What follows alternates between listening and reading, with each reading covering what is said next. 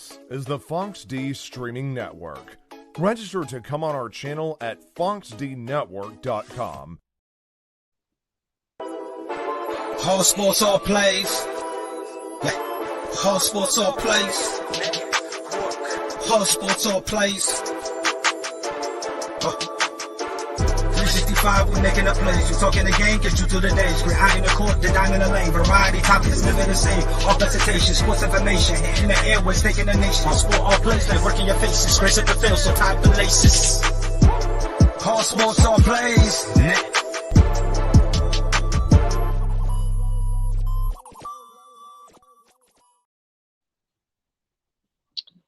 Hello, everybody. What is going on? I hate Facebook. Let me just tell you. But hi, everybody. What's going on? I totally forgot that, I can't technically go live in Facebook right now because I'm in Facebook jail. Don't you gotta love Facebook. And it was Mike. It was on Mike's post. So if Mike Hughes is watching, it was on his post that I can't go live. He is the reason I can't go on Facebook. Just gonna throw that out there. Yeah. So this is Cup Rants. I am your host. I am waiting on my co-host as we speak. I know he is still probably jumping for joy because of his Georgia Bulldogs won last night, and I'm okay with that.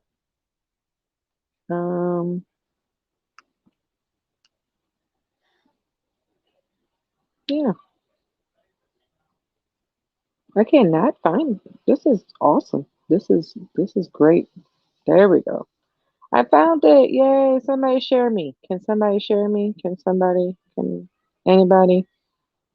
Can somebody please share? Because I can't share. I swear to God, I hate Facebook. Facebook, I hate you. Like with all my heart. And now it's saying I can't even send the live. I hate Facebook. I can't even. I'm trying. Oh my God. This is some malarkey.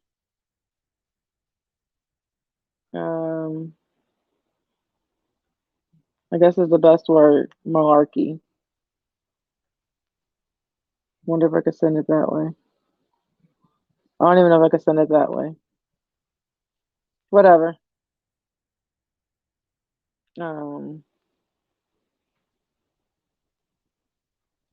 Yeah. Anyways, we'll start the show. Like I said, we'll figure it out. Somebody will help me. I can't.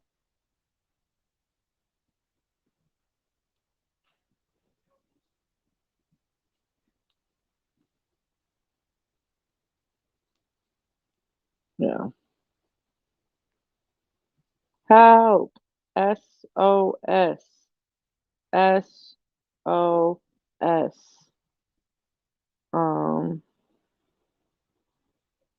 But let's see.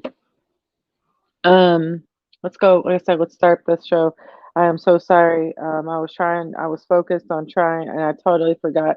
I can't do a damn thing on Facebook because Facebook don't like me.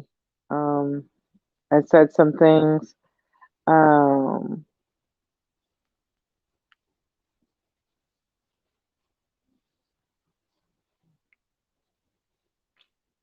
Yeah, I told Mike that I was going to punch somebody in the face. No, I told Mike I was going to punch my husband in the face if he tried to kiss me through mask to mask. And they got me. And it went from 3 days. It was like, yeah, you're going to be in jail for 3 days. And then I clicked on something and now it's 6 days. So yeah, whatever. And so now because it's connected to my page, I can't put it on my page or I can't put it on my group or I can't put it on the Red Cup Rants page. Like Facebook be on one. Like I can't. Uh, yeah. So anyways,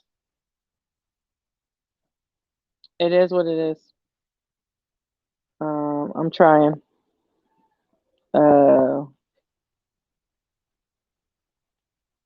but we're going to go and talk about let's talk about some firings. You know who I'm sad about that just got fired? Joe Judge. We could have kept him. We could have kept him. Well, not we, y'all, the Giants. Y'all should have kept him. Y'all were supposed to keep that great coach that went 10-23, that went on a quarterback sneak on, from way far behind. Y'all should have kept him. Like y'all were doing great. Like my boy Brian said, we're gonna miss those automatic 2 wins every year. Um, we still might get them for a little bit because your new coach.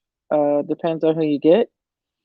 But Joe Judge, like my mom was like, they need to keep him. Like they need to fire him. And this was like before this weekend, before they did that stupid sneak play that wasn't a sneak play. Um, and I think that sealed his fate because if you talk to any Giants fan or read or anything, they were willing to keep him. Like they were willing, they were like, we're going to keep Joe Judge and we're going to keep Danny Dimes. So you got, those two things happening. You were like, oh, okay.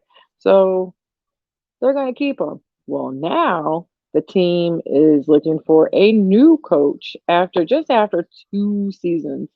Like I said, it was a beautiful 2 seasons, a great 2 seasons, and I'm sad, very sad that it's gone. Um, the one, the one that kind of surprised me. No, I'm not even gonna lie to you. The one that pissed me off was Miami. Miami Dolphins. WTF? What are you thinking? Like seriously, you're talking about that Brian Flores was not getting along with Tua. Then get rid of Tua ass. No offense to Tua. If you ever happen to accidentally, might read this. But get rid of Tua ass. Like seriously. Because even though they went 0-7, they ended up with a better record, a winning record, 500 record. Since the guy that is now the owner GM like took over the team since he's been there, they've been sucking. And Joy Taylor, she said it perfectly. If you don't know who Joy is, like I said, just go follow her Instagram. Me and Brian know, and Dre know. Like she's a great, she's with Bill Howard on First Take, and she said something Monday during Monday show, basically saying, he needs to be gone because basically Brian Flores, like when they were losing, like, I literally talked about it, 2 weeks ago, 3 weeks ago, like how he went from coach to coach and said, what can I do to make you better? What can I do? He went to everybody. He went to every coach, every personnel. He went to, members of the team. He went to everyone and said, hey, what can I do to make you better? And then you fire him because he wasn't getting along with somebody, not getting along with your just semi mediocre QB. Like, You could have. I'm telling you, like you could have went and got that. Like I'm like super super duper pissed. Um, but yeah, uh that was pissed that pissed me off to all levels of festivity. Um, yeah, because he definitely should not have been fired. Like he should not have. He shouldn't have been fired whatsoever. That was definitely I guess a sneak. Other firings, Denver let go Vic Fangio. Um, it didn't look good. It didn't look good from the start.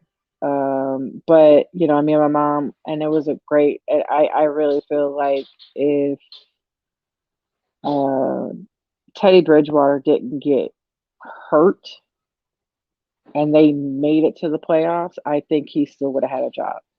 That's just my opinion on it. Hey, look at that! Woohoo! I like the name. Everybody, this is my co-host Dre, the happiest Georgia fan. I had to make sure I got that G in there so everybody could see. Yeah. Well, one thing about moving into a new place, the internet is terrible, so I got to do it from my phone. So, Oh, you need uh, internet. You need an internet booster. yeah, probably. But I mean, it works everywhere else. I guess it just has an issue with streaming. So I probably had to get a booster, but I'm here finally after a while. Took forever, Yeah, but I'm here. yeah. I talked about. I was sad about Joe Judge getting fired, and then I just talked about how pissed off I was about Flores getting fired. Um, that was some BS. And then I literally just spoke about how me and my mom had the conversation, and we were talking about Denver Broncos coach Vic Fangio. I really said if um, I really feel if Teddy Bridgewater didn't get hurt and he played, and they were, Mhm. because they were winning when with him in. I think he. I personally think they team would have. I think he would have had a job. I don't. If they would have made it to the playoffs or would have been on the cusp of making to the playoffs, Mhm.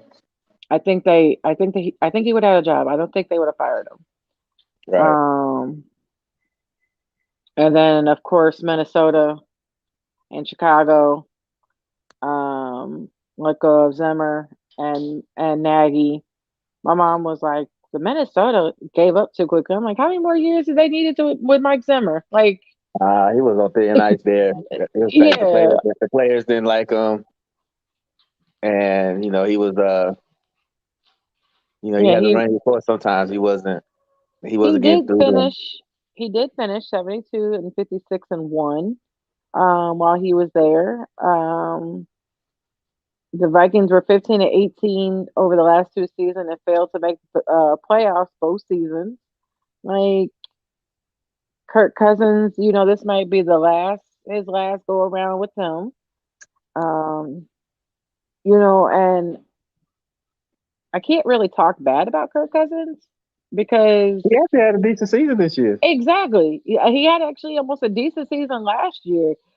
People that talk bad about him are the Commander fans. I guess that's what we can call them now. The Commander fans, they're the ones that are more upset than Wait, anything because who's the Commanders?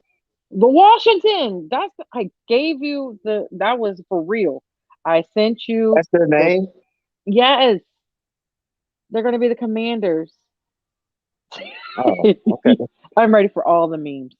I'm ready for, Commanders. I'm That ready. was It that's like a got name leaked. when you playing a playing a video game and you starting out as a head coach to the 3D level. That's like your first team you got to get. And they're like their overall is like a 51 overall on the video game. Yeah, I'll just yeah. I would have did with Red Wolves or something else, but Commanders, yeah. That picture that I sent you and Phil, that was a leaked photo, and it came from one of my friends that is the hugest Washington fan that I know. Like he travels like with the team. Like he win or lose, he is traveling to games all over. And yeah. So that's wow. That's the Commanders. interesting, but hey, I don't pay these folks, so I would have deal with better name, but hey, I'm not the one that signed the check, so. Well, you do know that guy. Someone bought up all the names when they did release originally.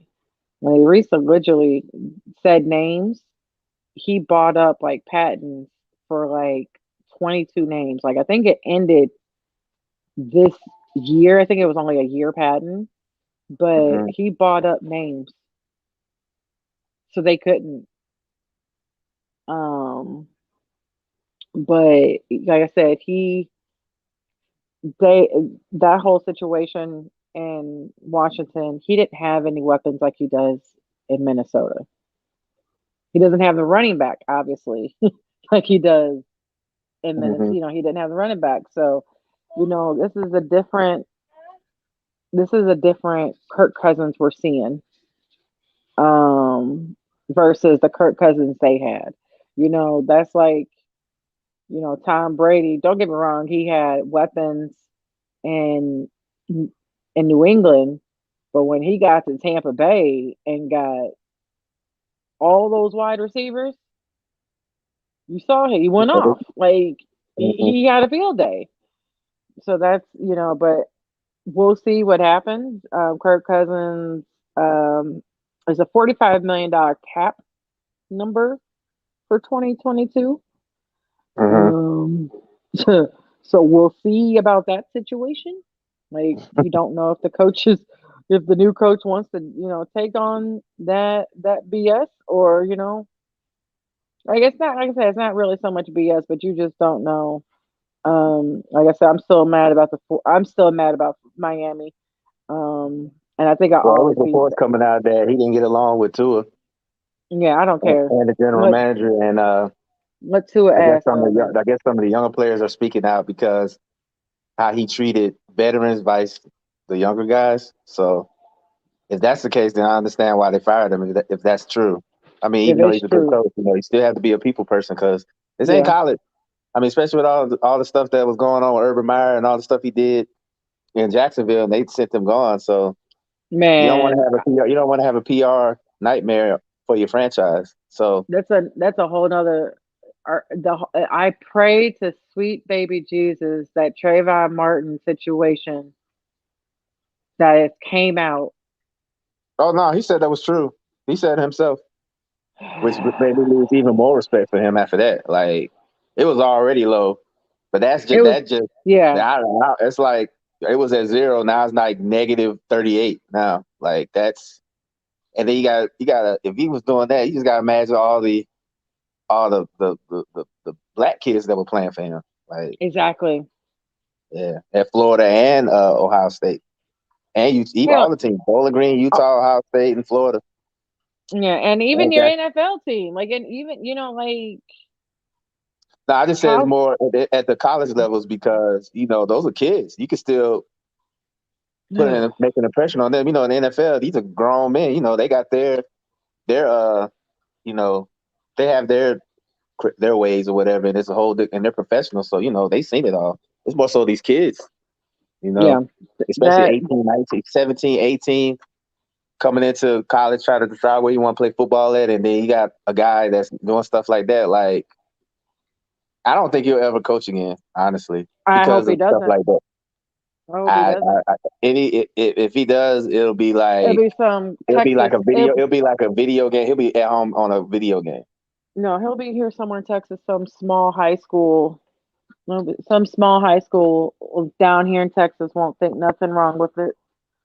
Well, they do it like if they do it like if it's like a predominantly white school, I could see Yes, that, but he won't yes. go to like a urban school where Oh there's a lot no, of talent there. So no. So it's going to be a southern. If he go, like I said, if he coaches again, it's going to be some southern team, and they're some not team going to care. in the middle of nowhere that Yes. nobody knows about, unless Um. I mean they'll know about it because of what his name is. But Yeah. yeah, I know if I was a black kid, if I was a black kid going to that school and they hired Urban Meyer, I would have serious recollections about playing for him.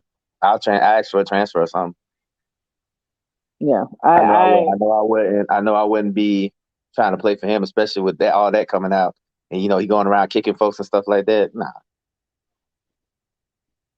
Yeah. I tell people I don't want my son to come to Texas, University of Texas, even though that's my sister-in-law's alma mater. Like she doesn't understand like that school song, Mm-hmm. the racist one. My child is black, and I can't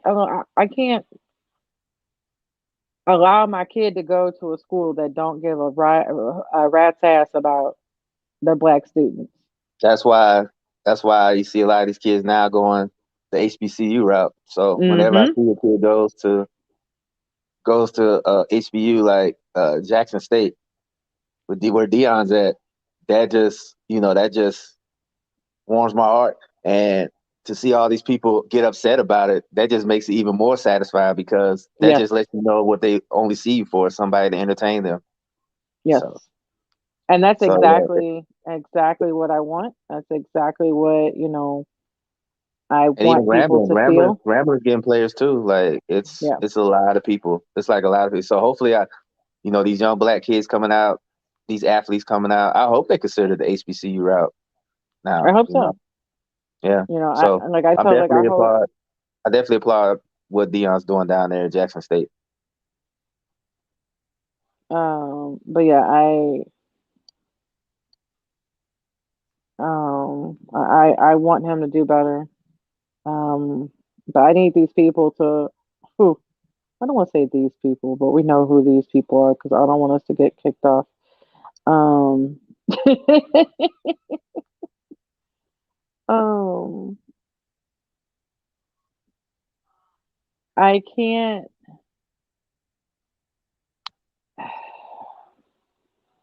Kids switch schools all the time, Yeah. all the time, all Hmm. the time. But Absolutely. it's a problem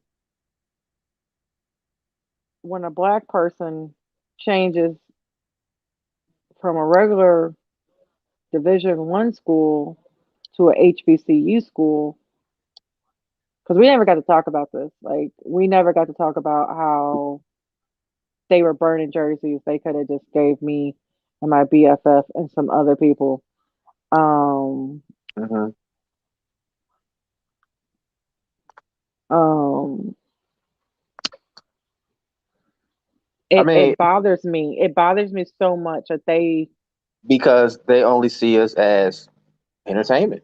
exactly. And then They see us as like, entertainment. That's it. and I hate that.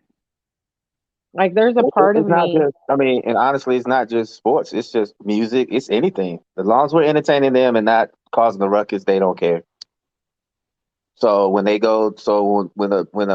black athlete decides to do what's best for him, now all of a sudden he's not good enough to play at the Division 1 level. exactly. Like y'all was singing this guy's praises, but then when all of a sudden he decides to go to HBCU because he's with somebody that can actually coach and can get him to the next level. Now all of a sudden he can't play and he won't be able to play in the NFL.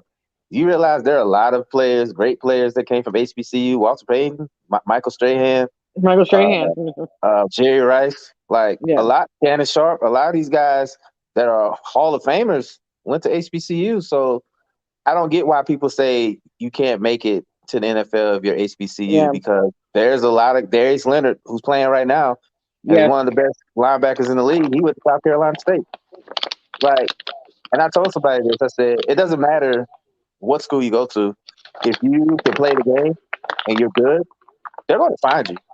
That's why these scouts. That's why the NFL teams pay these scouts all this money to go do exactly what they're supposed to do: is go scout, and they go find these players. Like you don't just because you go, and then on top of that, even if you go to a good school like Ohio State or Georgia, Alabama, or Clemson, that's not necessarily guaranteed you're going to be good in the NFL. I know a lot of players in the NFL. I know a lot of players that went to these good schools that got to the NFL were absolute trash. Or only lasted like a season or two. Yeah. You know, they were terrible. Like I can name like 10 of them. Like they were terrible. Like they were terrible players. I mean, if you got the talent, it doesn't matter where you play. Yeah. As long as you can play the game, as long as you can play the right way and you're good at it, they'll find you. Trust me, I'm pretty sure Bill Belichick will find these jewels. Like a lot of these players that Bill Belichick pick up, he sends those guys out there. Or he'll go and see it for himself. So it doesn't matter. It doesn't matter if you're what school you go to. If you can play a sport, then you're gifted at it. They're gonna come find you. Yeah. And I just don't like it. You know, like I said, I just really, really, really, really hate how that went down. But speaking of college, we will talk about how your Georgia finally won. 41 years, man. 41 years. The longest 41 years of a Georgia fan life. Yeah. And even your brother over here was like, why are you going to watch the game? Georgia's going to win. I mean, Georgia's going to lose. Alabama's going to win. What? Huh? I will say this. I had that same sentiment because I was going to go, but then I was like, I'm not going to pay all this money to go watch us lose again.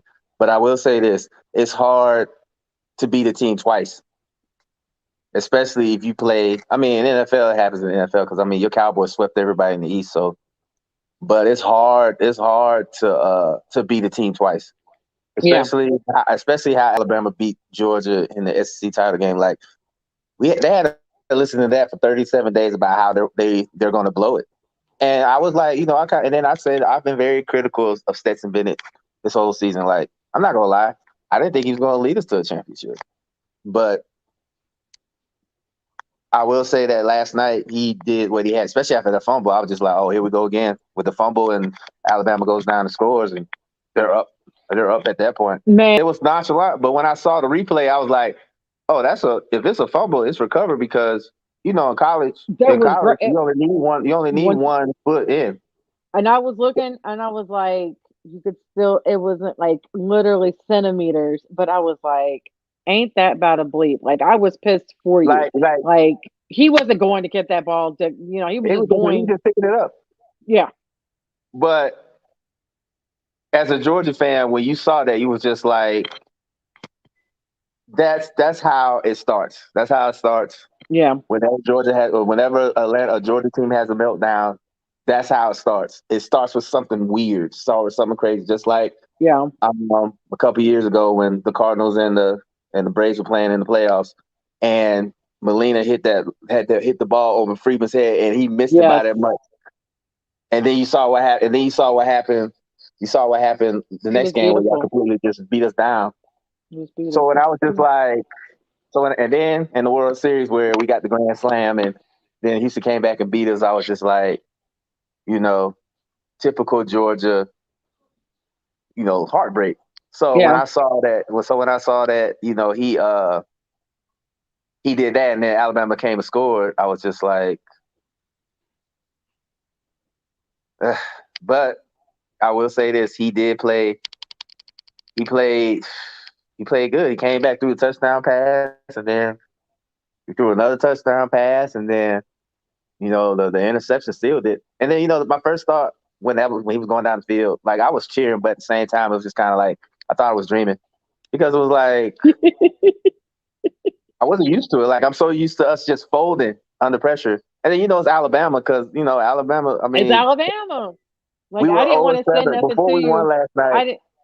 Before we won last night, our last victory against Alabama was 2008, and Kirby was like 0 and I think he was either 0-4 or 0-5 against Saban, and Alabama won like 7 straight. Yeah. So it's just like we could do everything right. We finally got over the Florida hump. We started beating Florida consistently. We started beating Tennessee consistently. Georgia Tech, all our rivals, but we couldn't get past that big bad Bama. So it's just like at that point I was just like, okay, it's finally happening. All right, let me and the crazy thing about it, even though we was up by 15, I was still like, I'm gonna wait till the clock is like double triple zeros before I. I didn't want to say nothing to you or Dex until I literally waited till that pick six. Yeah, he came over here. He came over and watched it last night with me. Yeah, but I'm saying I literally had to wait till that pick six. Like I didn't want to say nothing to you guys until you knew there was no way. And I think I waited till like after under a minute. Because I get it. It's Alabama. We've seen Alabama do some miraculous shit. Yeah, it's Nick Saban for you. He always seems to pull it out. He always seems to pull something out, Yeah.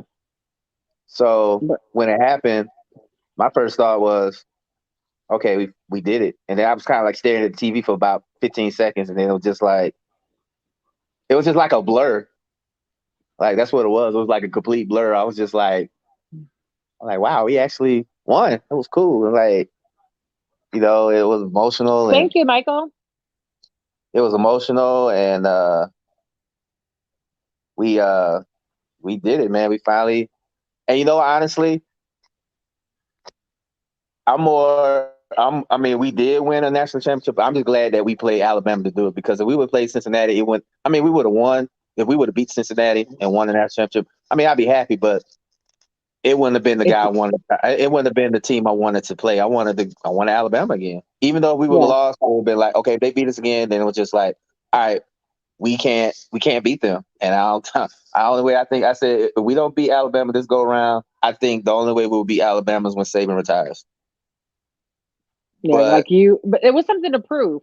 It'd be different if it wasn't your rival, but it's your rival. Like you wanted to get over that hump, and so many in different aspects to win, to beat them, and to become champion. And so, I was definitely rooting for you guys. I went to physical therapy yesterday, and I think everybody in my physical therapy office was rooting for you guys. And it was basically because we're tired of seeing Saban. I'm like, yeah. Like there's nothing, and it's their fan base. No offense, it's kind of like how Cowboys fans are, and they're annoying as shit. Alabama fans, you're damn Patriots fans, you're annoying as shit. Roll Tide, y'all sound like y'all kiss y'all cousin when you say that shit. Like it sounds horrible. And the crazy thing about it is, I'll be like, I'll start posting stuff. Like I didn't even post anything leading up to the game. Like I didn't say anything. People were texting me saying good luck and I hope you guys win tonight. I didn't even respond because I was just like, I didn't even see. I saw your response and I was like, I didn't want to say nothing. Like I left it at that. I was like, we're gonna leave it at that. Yeah, because I didn't know what to say. I was just like, okay, we're playing Alabama again. But then I was like, okay, we're playing Alabama again. And then I always thought about, what happened in that SEC championship game where they just completely destroyed us. I didn't say anything. Like I didn't post no videos. I didn't do my usual prep, my pregame warm up. I didn't do none of that. The day of the game, I just sat in my house and I was just like, I started cooking because I had people over last night to watch the game. I didn't watch no Sports Center. I didn't watch no college game. I didn't watch anything. I was just like completely like, when it's time to kick off, I'm gonna turn it in. Like I didn't watch anything. I didn't watch no pregame preview or nothing like that. But you know what? You didn't watch any pregame or preview on the day of the Braves game either. When they won. The thing. I bet that's and you say that and I told you that I don't have superstitions. I totally lied because I know you do. I whenever my team is in a championship game or they're on the cusp of winning a championship, I don't watch any pregame nothing. I don't watch nothing. Like I don't post. I don't even talk. Like I don't even talk during. And it's funny. Like people are like, you don't talk during baseball. No, I do not talk during baseball. I don't talk during. Yeah, I didn't do anything. I was just like, I did it for Super Bowl 51. I did it for the last national. I didn't post anything. Like only thing I said is that, I did post something. I posted the little picture of the today's the day and we'll see what happens. But I didn't talk no trash. I didn't text my parents, none of that. Like, I didn't do anything. I was just like, we'll see what Oh my happens, God. Oh my God. What was the first text message you texted your mom? Nothing. Honestly, I You didn't. didn't I text just her? said, You didn't trash talk your mom? no, I didn't trash talk my mom, none of them. I was just like, good luck tonight and may the best team win. That's how nervous I was. Because Afterwards, you didn't trash talk them? Like no, I afterwards? just said, all the thing I said was my sister and my sister and my brother both said congrats. And I said, only thing I said is that the 1980 jokes are over. We are national champs now. And then my mom said, congratulations, son. You got one. Now you need 17 more to catch up with us. Oh, yeah. See, And I said, mom got jokes. yeah. And I said, the only thing I said is that, well, I'll just be happy that we got one because, I don't want to be too old to remember it. So I didn't really trash talk my family. Now, if I was there, like No, it would there have been a watching it different with story. them, I probably would have. Said, especially after the interception, I probably would have been screaming all through the house. I just But knew you were screaming yesterday. Like I just I would bust my envisioned ass. you and that. Running through my house, I would almost bust my ass because my floor is very slippery. Yeah. So when I was running through there with no shoes or socks on, I almost like slipped. I'm glad it Like was running. because if it was your flip flops, you would have busted your ass. Ricky said congrats, and he said happy New Year's to both of us. But congrats to you. And then Bulldogs made him a very happy man last night. You and everybody else, Ricky. Trust me, Yeah. everybody was going for Georgia last night because, look, like my BFF says, they were just tired of seeing Alabama and Saban. We're tired, and I'm just tired. It's like I said, I'm tired of the fan base. Like I'm not, somebody came out on our group chat on ASAP Network group chat and was like, poor Landon. He was like, hey, Georgia fans, if our wide receiver was healthy, it wouldn't have happened. You saw what happened the last time. No, Georgia came in with a different game plan. I said, wasn't the score still low when he was in the game? Like he didn't get out the game till like what, the second quarter? Second quarter. Like, and I hate when people say that, like, okay, you realize that our quarterback was a walk-on. Like, I don't want to hear that. And we lost, and Pickens didn't even play that much. He's our best receiver. He didn't play that much. We lost one of our top corners. Adam Anderson was gone. He was gone because he's dealing with the rape allegations. He was our best pass rusher, even though Tyndall and Dean was doing what he was our best pass rusher. He was gone. He was gone like indefinitely because he wasn't coming back.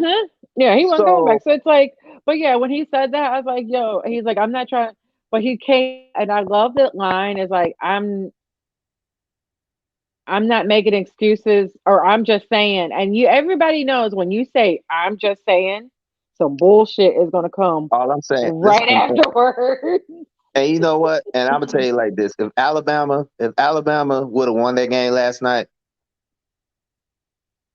it wouldn't have been like they wouldn't have had no excuse. They would have won that game. If Alabama they would won have been last like, night, their excuse would have been like, and our best wide receiver went down. We beat y'all with some backups. That would have been the line. And the crazy thing about it is Alabama's backups are 5-stars. Like, they don't suck.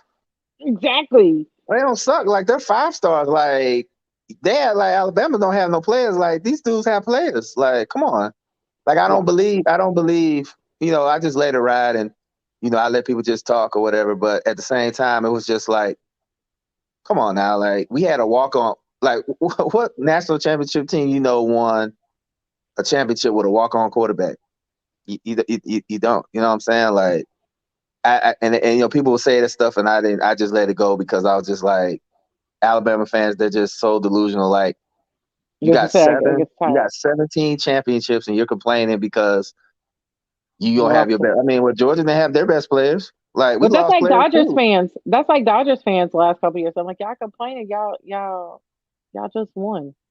Right, like Lakers fans right now in their got their panties in a wad.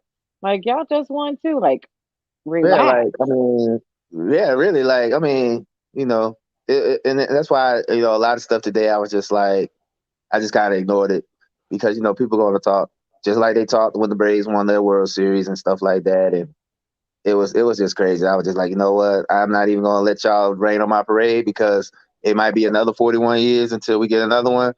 And the game was on today as a replay, and I watched it just like I watched it live last night. Yeah, I was just So about to mention that, Ricky. Crimson Tide's wide receiver that we were talking about that was out.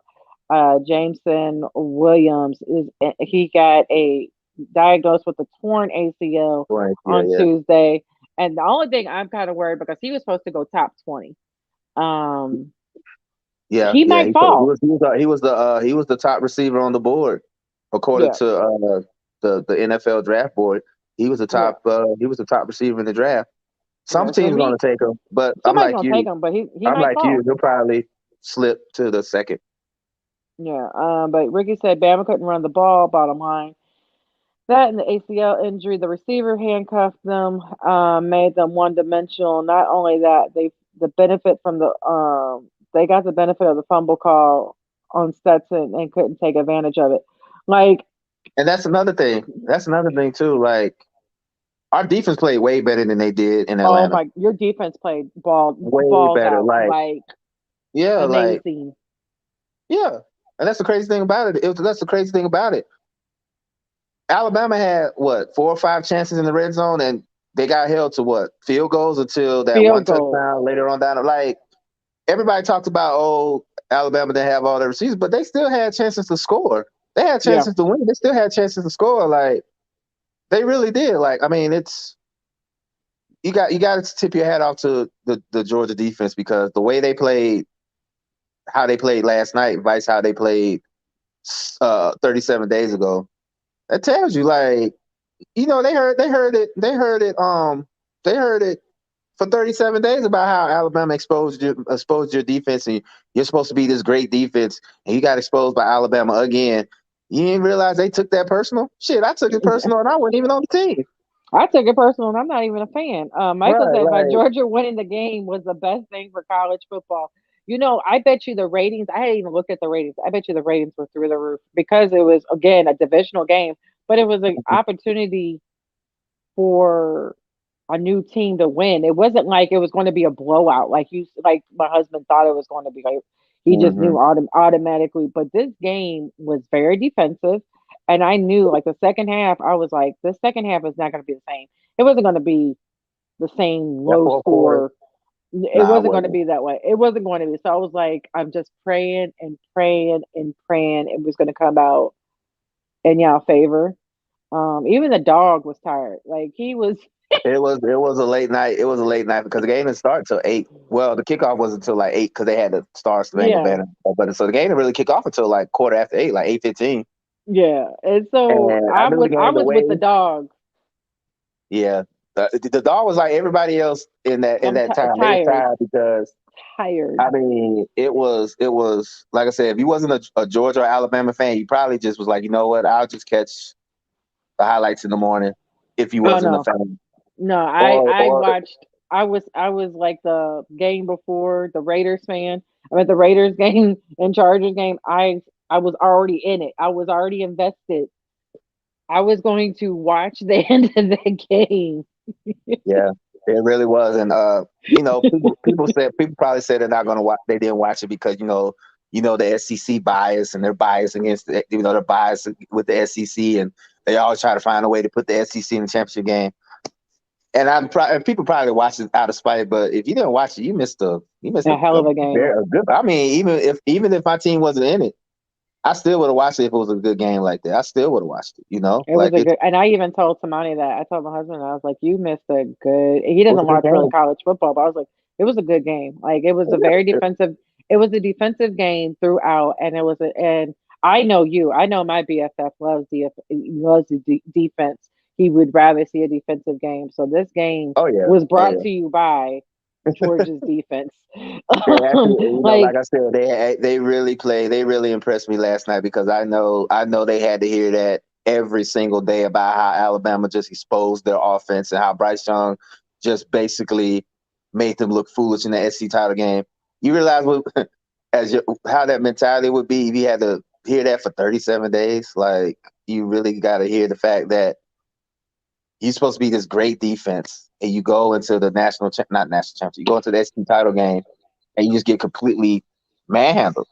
Yeah. And I looked at it last night. Like even the defensive line who couldn't get no pressure on Bryce Young and they that's how they spoke. That's how when I saw their defense last night, I was like, okay, now this is how this is the Georgia defense I've seen all season.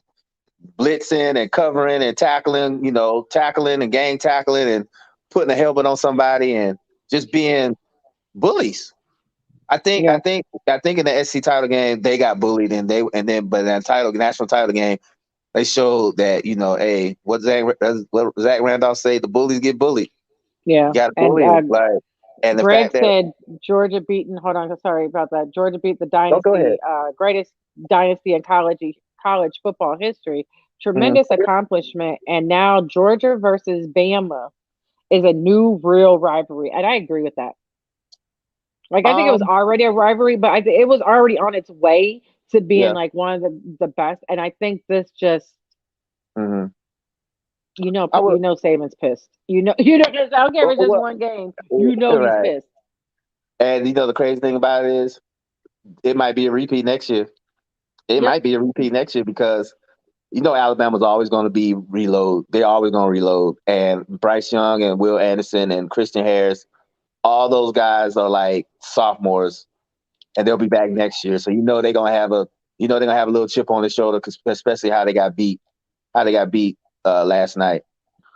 And I won't say I mean, yes, the storyline's there.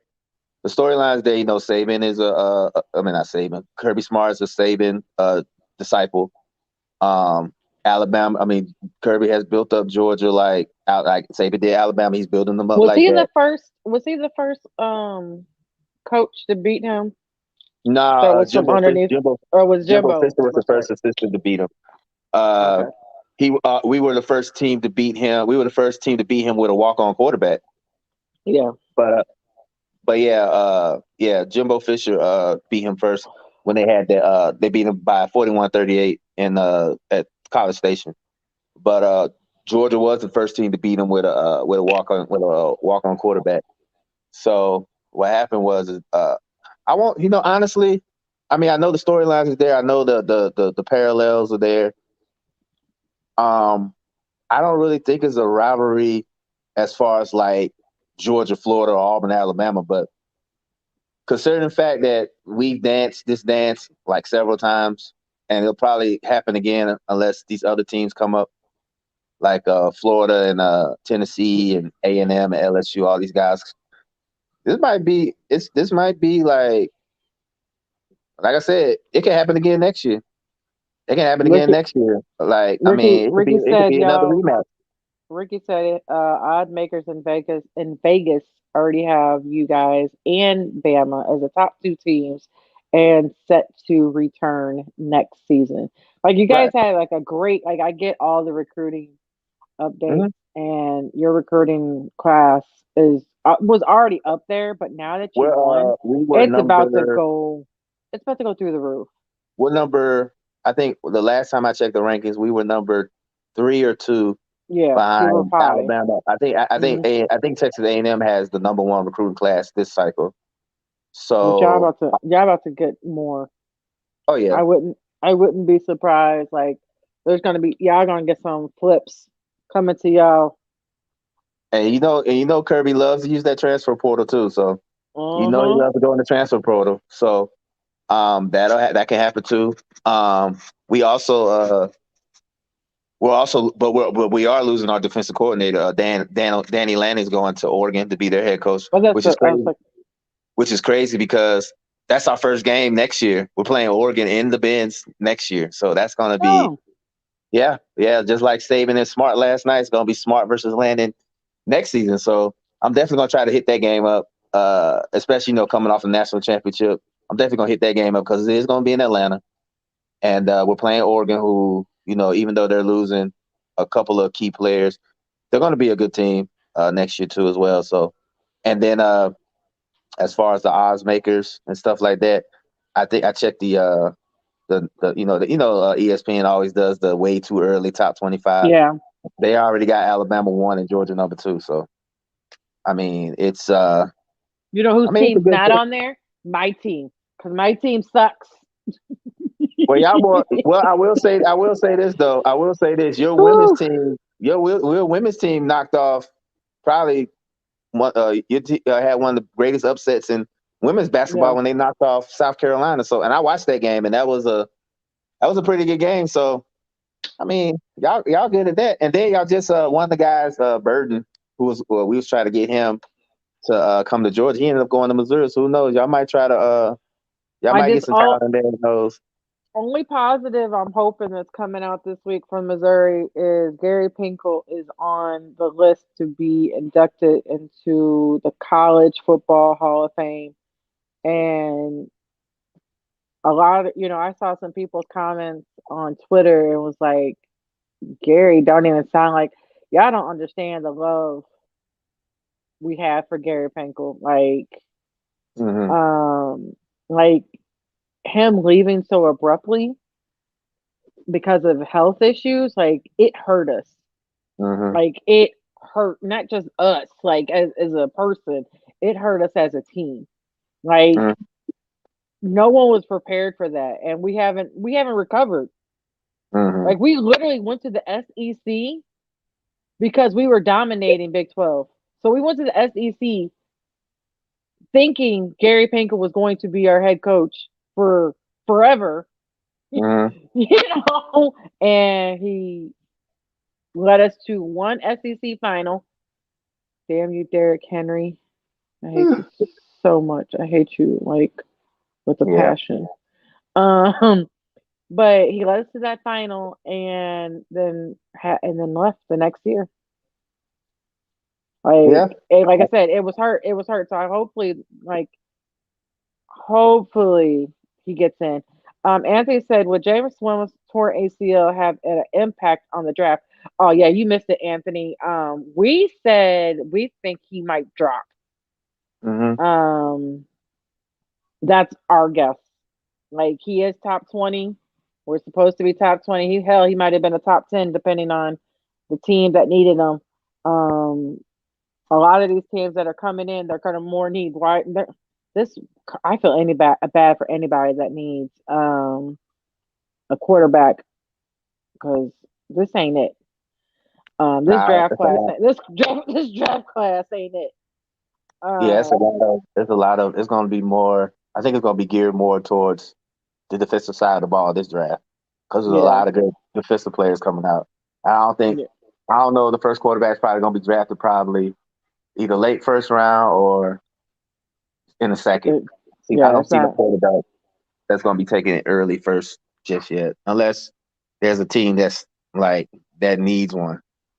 Yeah, But but I think all the teams. I I could think see, the Detroit Lions because they might, and they're number two.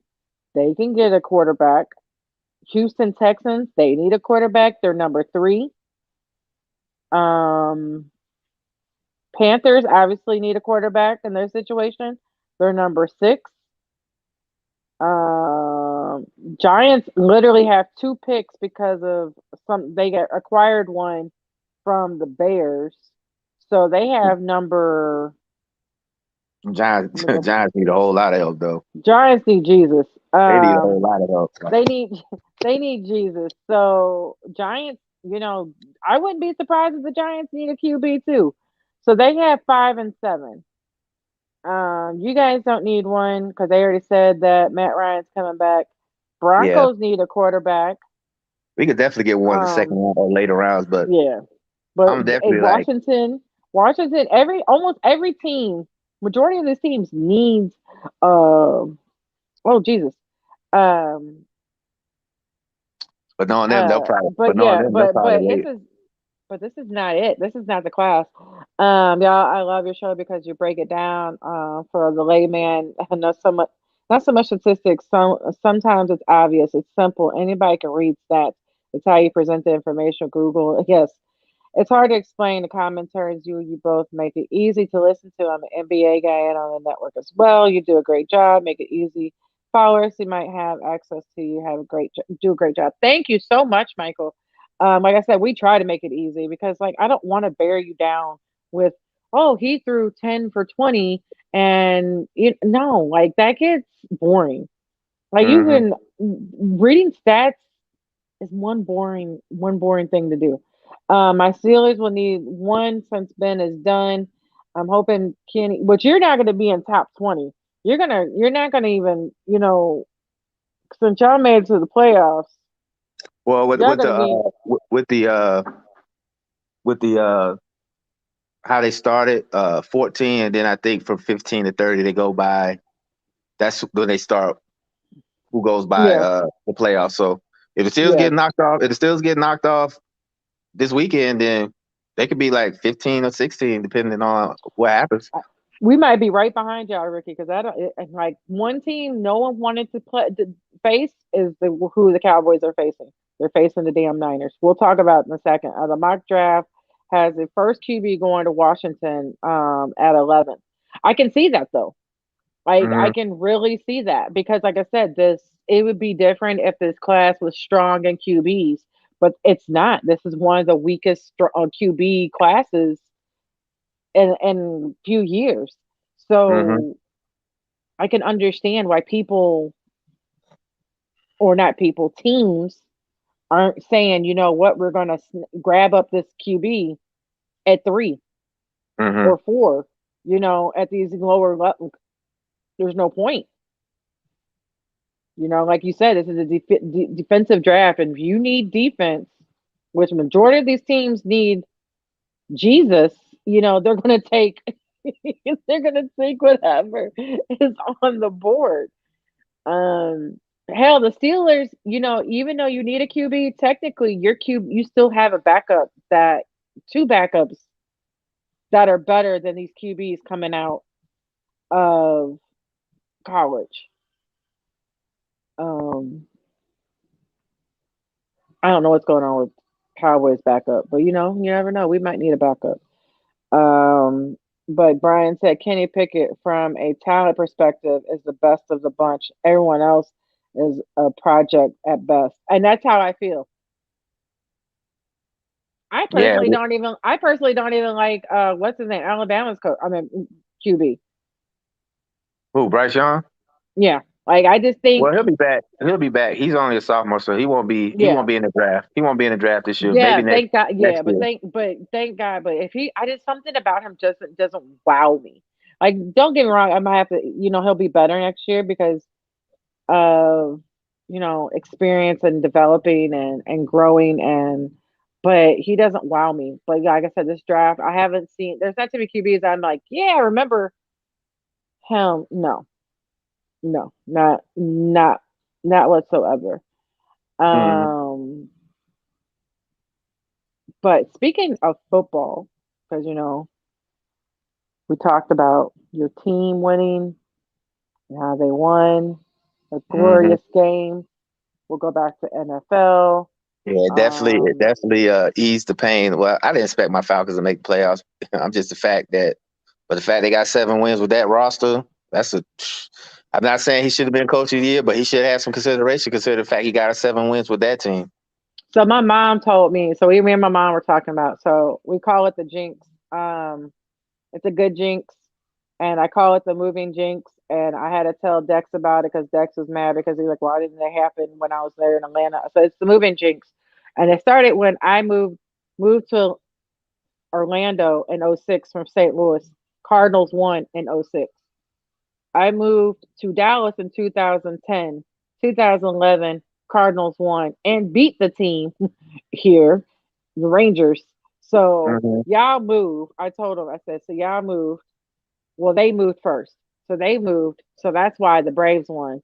And then you moved, and that's why your Georgia won. That's how the moving jinx works.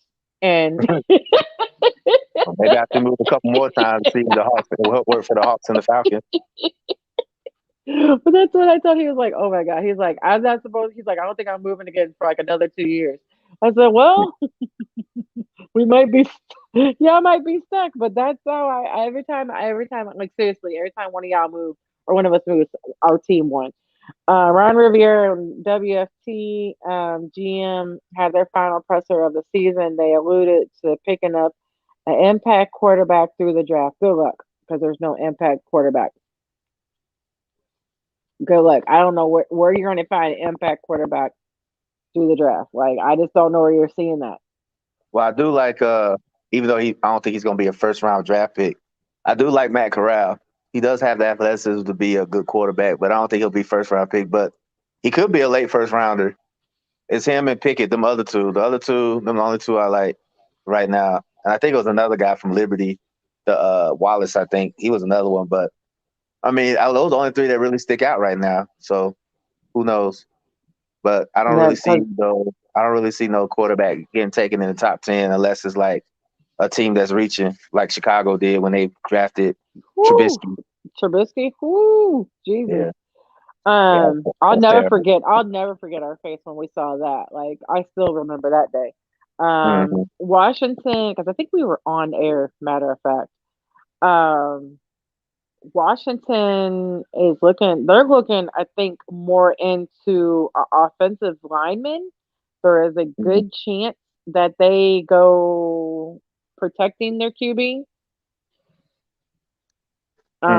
Than getting a QB, but you never know. You never know with Washington. Washington's like the Cowboys and the Falcons. They can't draft for shit. So who knows what you might get. Fam, since we are family now, how come there are only 2 African American coaches in the NFL? And what changes need to be done? 70% of you know what? We gonna hold on 2 seconds. Ricky, I see you. Yeah, your Pens won. It was a good game though. It was a great game against the Blues and Pens. But this question, Michael, like, you went there, and I love that you went there because I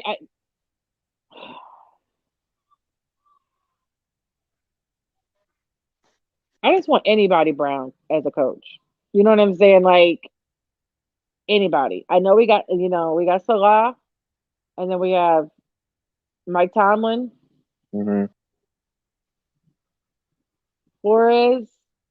Flores is out, and well, he's going to be a coach somewhere. He's going to be, but I think what changes need to be done is,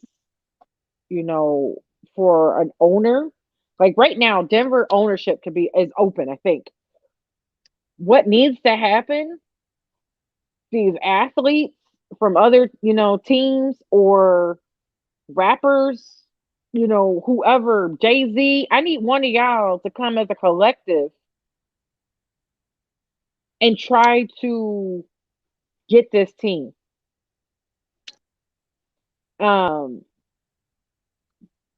That's where it needs to start. Somebody with, one of our African American, even, they don't have to be a rapper or anything, but I'm just thinking of people with millions of dollars that could come together, get a portfolio, and start buying some teams, or start buying, because until we could get them out of what he said, the 70% of, that majority owner, because I think there's only we're at 99% white. There's only one guy that's brown. Until we get till we get these old ass men, these old ass men, and they die. They give them a lot. And sorry about the dying part, but it's the truth. But if we get them out and they die, or they move on, or they hand it down to their children, to somebody younger. Well, we already know the Cowboys are going to be handed down to the grandbaby. Yeah. We already know. Like, they already prepping probably Steven's son, that's still in college. They're probably still prepping him, starting to prep him already. But when you start getting these players out the way, not players, but these owners out the way, that's the only way I think we're going to start seeing more African American coaches. And give them a lot more leeway than they do some of these white coaches. Like, and I know the report came out with Flores and how he didn't get it, but I mean, like I said, we talked about it with Urban Meyer. He still had a chance to coach. So, and I'm sure Flores will end up somewhere else. I know he had an interview with the Bears, He's Yeah, gonna end and I up. think He's he's gonna, going to Denver. I think Denver wanted to talk to him too. yeah. And then I think Leftwich is talking. He's talking to some teams. Eric Bieniemy is finally talking to some teams. So I mean, they're talking to him. And this Rooney Rule, which I think is a bunch of crap. It's not a good rule. I mean, I get it why it's there for, but I mean, some teams just do it just to say, okay, I did it. Now I'm gonna go get the guy that I really want. So it's like they don't get the same leeway that white coaches, their white counterparts get. So Yeah, and not just and so much counterpart but they also need um we need more than 2 seasons to get to show that we're a good coach. right, We need to show you what if the quarterback was hurt, or what if majority of our team was hurt, or situations that happen, and you're just going to let them go. Um, what is up, Freddie? Someone asked, how does Matt Rule still have a job with Carolina? He's 10-3 in 2 seasons there because they overpaid his ass. and they don't want to let him go. Even it came out that the owner was embarrassed that he gave him all that money in the first place. So Yep. sometimes when you overpay a coach or a player, you don't want them there. You just gotta suck it up because you don't want all that dead cap, or you don't want to be like, okay, I overpaid for him now, and you still have to pay him. Even if you fire him, you still have to pay him. So most owners would be like, you know what? I'll just keep it. I just keep him for no reason. Yeah. So And that's literally why they're keeping him. Literally, it's a pure it's pride. That's a good word, pride. Because anywhere else he would have been and you should have known. Yeah, he did good for Baylor, but everybody knows not every coach can transfer over from college to NFL. It hasn't really been happening. mhm. The old guard has to go. Attitudes and management have to change much in the same way to adjust letting black QBs get a chance in the league. And I agree. I agree with that, Ricky. 100%. Yeah. Here's the other reason why Greg Rule has $42 million price tag still hanging on them. Yep. Yeah. Yeah. You don't want Cost too much. and you still have to pay them. Then on top of that, you trying to get an old coach. You got to get a new coach. You got to pay him. Then you got to keep paying Matt Rule. Yeah, Yeah. You might as well keep them. might as well just keep him. Cheaper to keep them. Pretty much. It's like a marriage. It's seriously on this marriage, and it's cheaper. Greg said Zach Taylor wouldn't have lasted in Cincy for as long as he's been if he has even before Burrow if he was black. Honestly, I will. I agree, and then I disagree because they did keep Marvin Lewis after for a while. So Man, they kept Marvin Lewis there for they kept Marvin Lewis for a thousands while. of years. 1,000 years. I think he had blackmail. I don't care what nobody tells me. But Yeah. he was there for a while. forever. Like I think he was there for like 15, 16 seasons. Yeah. He was there for a minute. So Yeah. I kind of agree with that, and then I don't because since I will say that Cincinnati did keep Marvin Lewis around, even when he was consistently failing in the playoffs.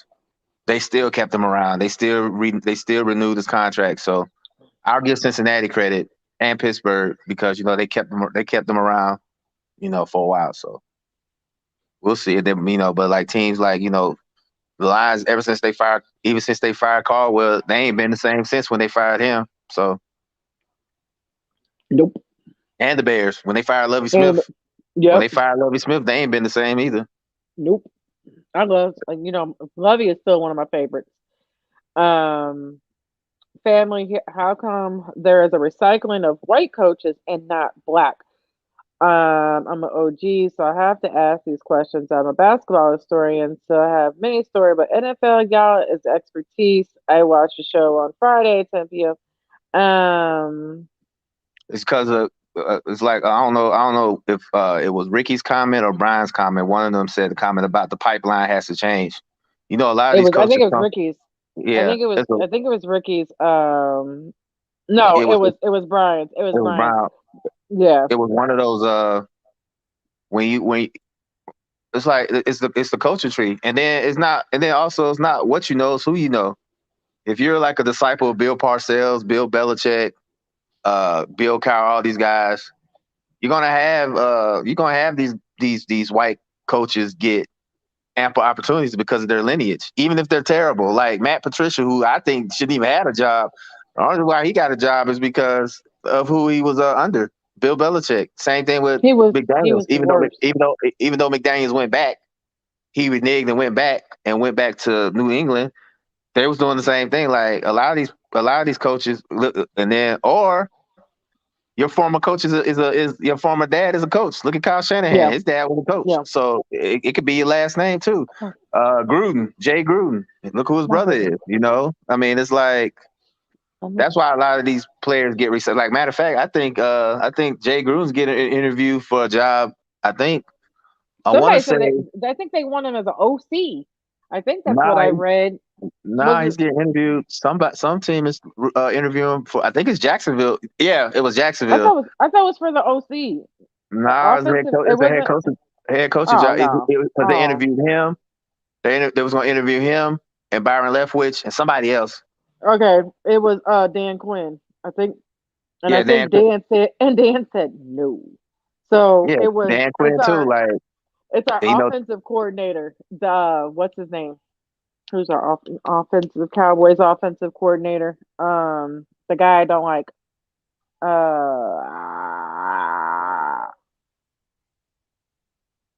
Yeah, it's crazy. Like it's like one of those. It's like one of those things. Kellen Moore. Thank you. And then what was the other one? Obviously, somebody's listening. Kellen Moore was the other one. And then Anthony said we don't have black owners. Obviously, yeah, that's why we're talking about like what would make us to get more black owners. We need to get the white owners out. But the thing about it is, well, go ahead. I was gonna say. All thing I was gonna say is that a lot of these teams, these owners, when they pass, they're just going to pass it down to their family. Like I said, the Cowboys, you'll never see a black owner in Dallas unless all the Jones family just die and that's it. That team's gonna get passed from. I'm pretty sure if there's a pregnant Jones female member and when it comes out and it's a boy, he will have the franchise. He will have the franchise. Like because I think Steven has 2 sons. So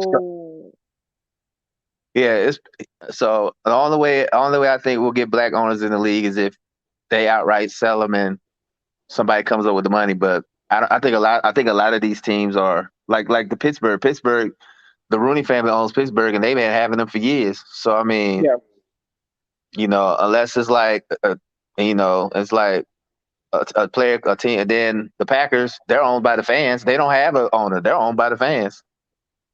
So, Rule coach at Temple. I guess I'm throwing some shade at Temple. I don't recall them chasing, but he went to Baylor. That's what made him successful. Ricky, Rule went to Baylor, and they took him because he took them after that whole scandal. He was the coach after their scandal, and they actually got good on a team that didn't have any recruits. Like they didn't have recruits because remember, there was a violation. It's all those violations. So that's where he got all his hype from. That it wasn't so much Temple, it was from Rule. Michael said, "I love that you keep it real. It's an injustice." Kellen Moore, thank you, Brian. The Gruden's Jay is a local radio today and confirmed that he was interviewed for at least one NFL job and didn't say who. I heard it was Twitter and ESPN. It was Jacksonville. Jacksonville. I read Jacksonville. Yeah, it was Jacksonville. Wasn't there a thing NFL wanted teams to interview black coaches and the team got rewarded? Yeah, no, they don't get rewarded. They don't get rewarded, but they don't get rewarded for it. They just use it, and I think it gets exploited so bad because they do it because they already know what they want. They already know who they want to get, but they just do it just to say, okay, I interviewed a black coach. All right, I'm gonna go after the guy I really want. Yeah, because like we already knew here. Like I, of course, wanted every black coach because I vote for everybody black. I root for everybody that's black, and of course, we already knew right when I saw Mike McCarthy's name, I already knew that's who we were going to get. Like he already knew. but of course I forgot who was it Salah that we Saleh that we or like we interviewed. I forgot who we ordered. Like we interviewed. We only interviewed like one black person. But then after that interview was done, they're like, "Oh, and Mike McCarthy is the head as Right. the new head coach." And so like that was an addendum to the Rooney Rule, was still in place. He does. Yep, he has two sons. One's about to go to college. One's in college. Um, so and then of course his daughter. I forgot how many kids she has. Like all of them have kids. There's even a son that's not even in the public eye. Yeah, so Um, that so team. it, Unless all of them, die. I mean, I obviously don't want them to die, but unless all of them like crash or something, have all of them, that team is never leaving their control. here's my mic. So Here's my mic. No. Jerry ever hire a black coach? Probably not. No. No. Probably not. Especially after the whole national anthem thing. Nah. Nah. Nah. Nah. Nah. They say overt racism, covert. Jerry is more towards the covert side. Yeah. And he's friends with 45, so nah. Nah. Only way he'll I don't even know if Steven would. I don't, you know what I'm saying? Like if it gets handed down to Steven because he's so much like his father, I don't even know if Steven would. Right. Like I don't think it'll happen. The day that the Cowboys hire black coaches is the day I'll win the lottery. And you give me some of that money because literally, if the Cowboys ever hire a black coach, then I'm gonna go play my numbers. Right? Family, it's going to take more black people to have money for ownership, and it will. You have the complete approval of the owners. That's not going in time. Why do you think there's only one black NBA owner? Sorry, wanted to get off the track. My apologies. No, and I agree with that because I know that who was it? Was it Puff Daddy? They were trying to get him to purchase the Panthers, and they denied them. So I agree. I don't know what it's going to take because we obviously know Puff Daddy alone has the money to take over that team. You know what I'm saying? Yeah. Like he has the knowledge and everything. And I get it's billions of dollars, and I get that he's not a billionaire, but his name alone,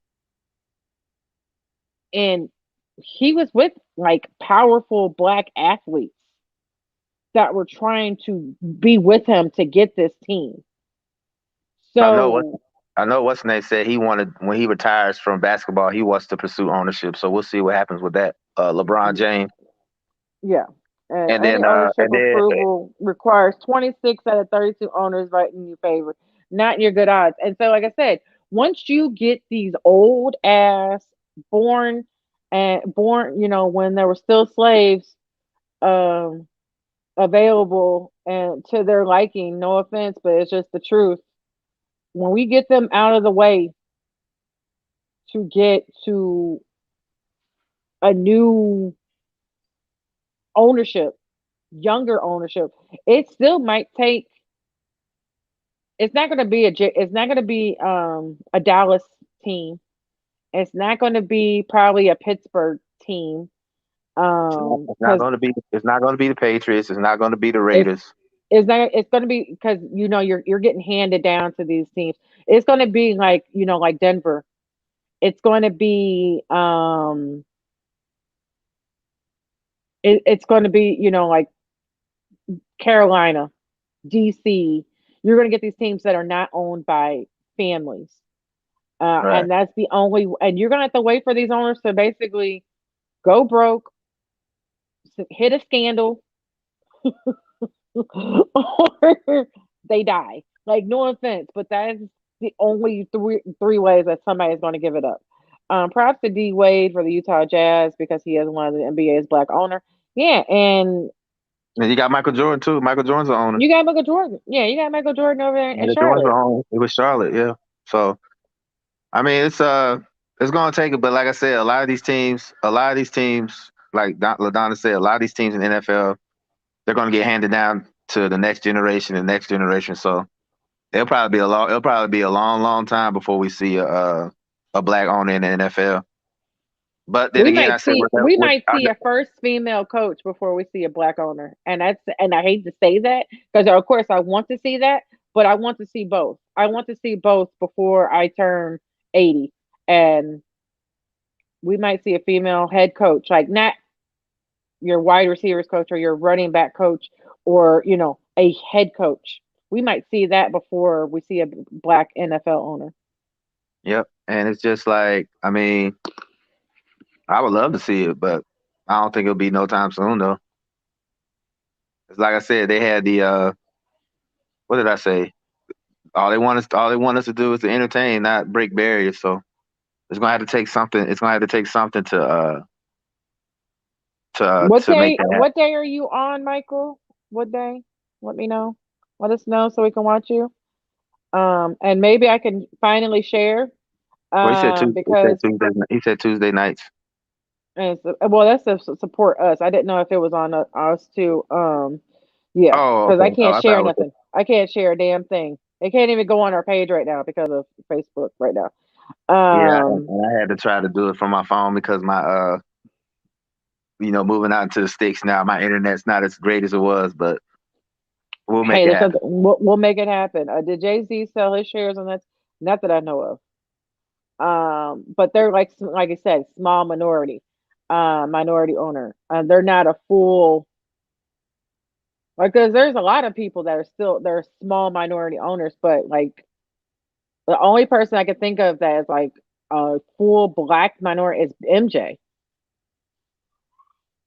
Like, I don't think there's anybody that owns as much as he does of a team as African American.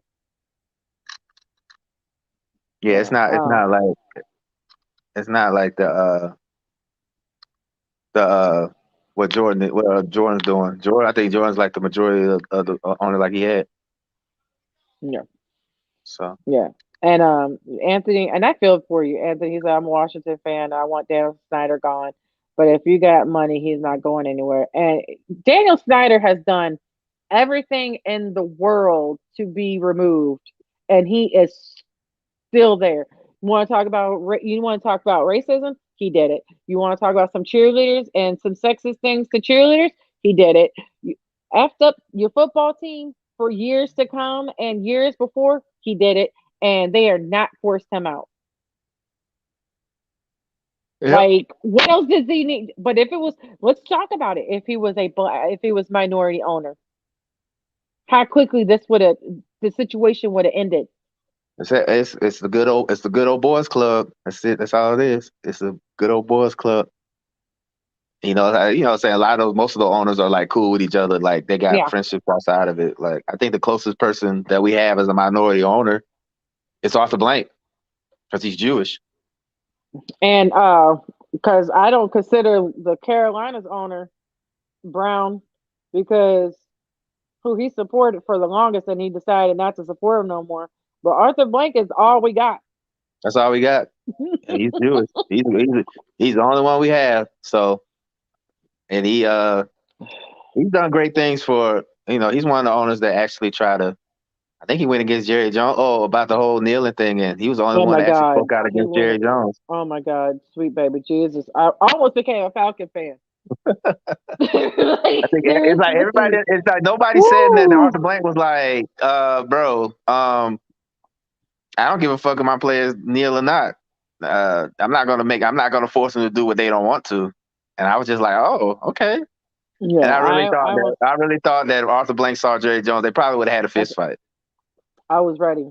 I was ready to take one for the team and be like, push Jerry into Arthur, and Arthur just punch him like, "Oh, you just ran up on me?" Boom.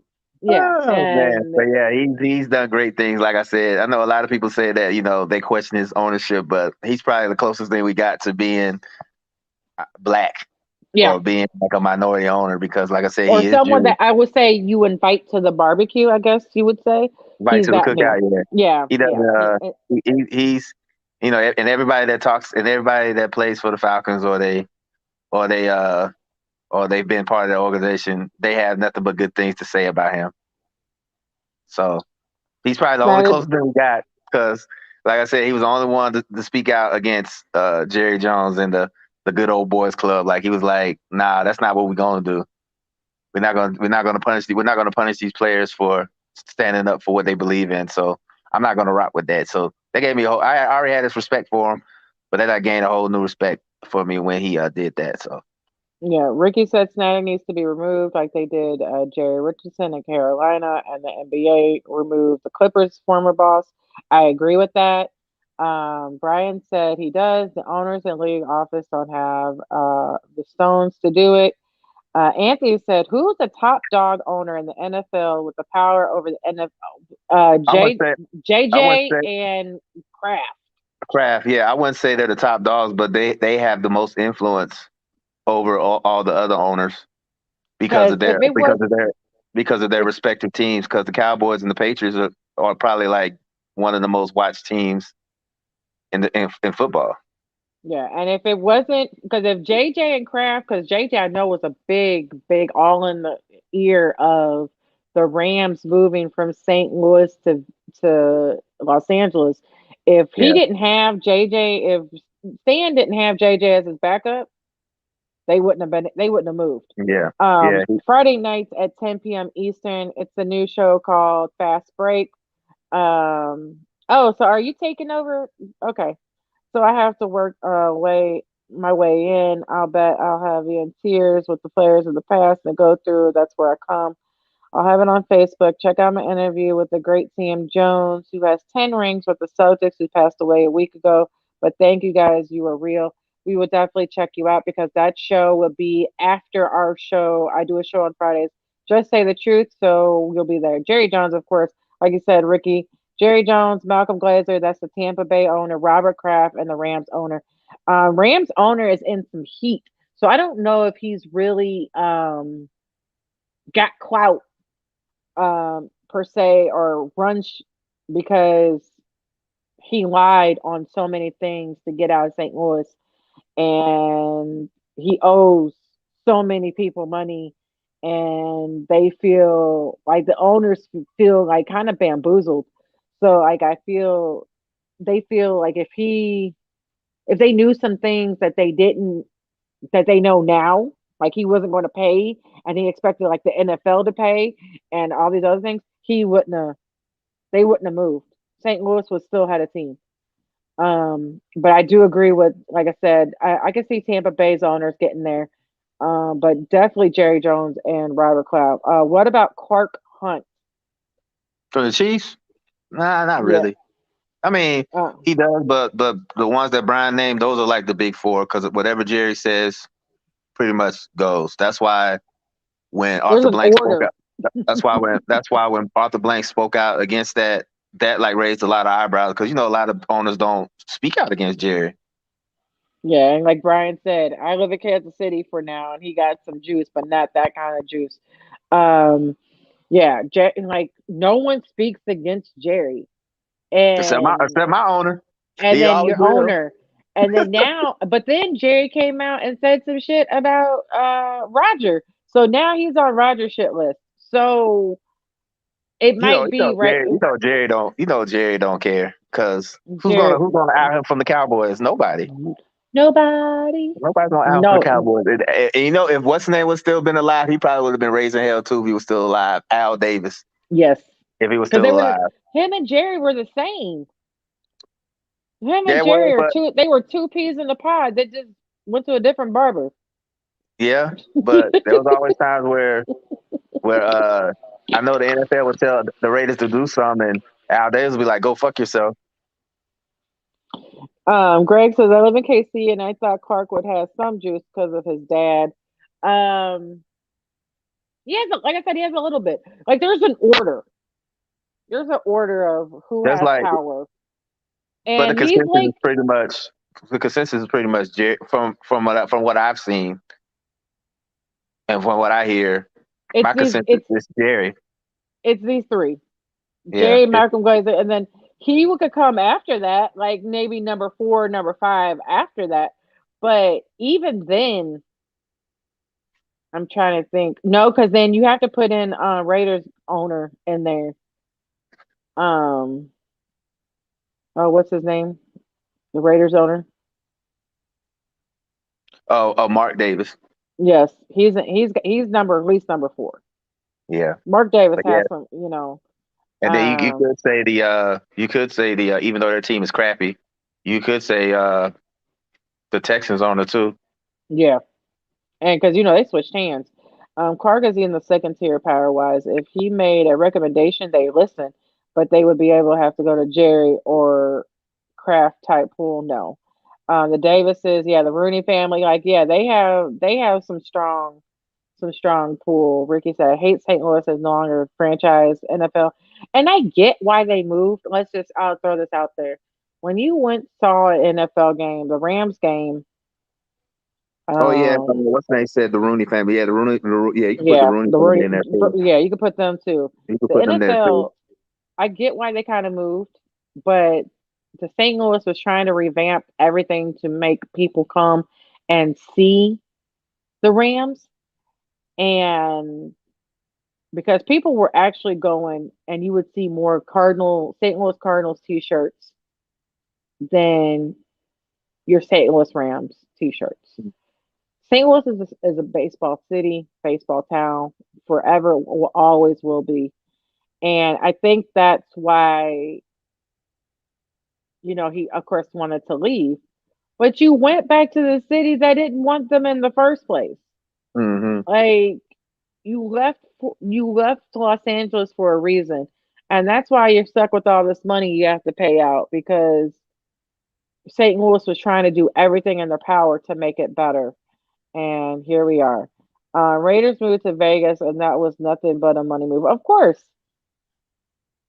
like you go where the money is, and that's why Stan thought he can go back to Los Angeles and make some. It would be better money.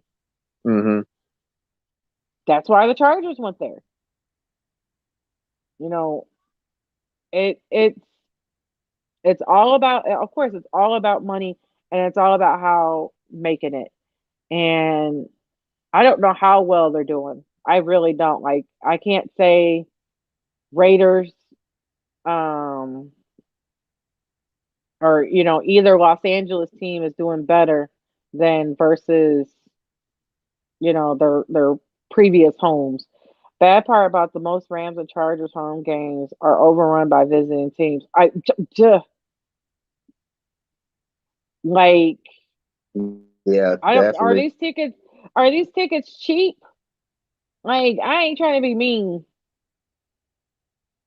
and I ain't trying to be funny, but I agree every time I see Betsy at a game, a Ram like she's been at but we've seen her at least in a either not in a Niner shirt or she was well she was always in a Niner shirt, but she was there for her team Mm-hmm. or she was there for Mercedes team.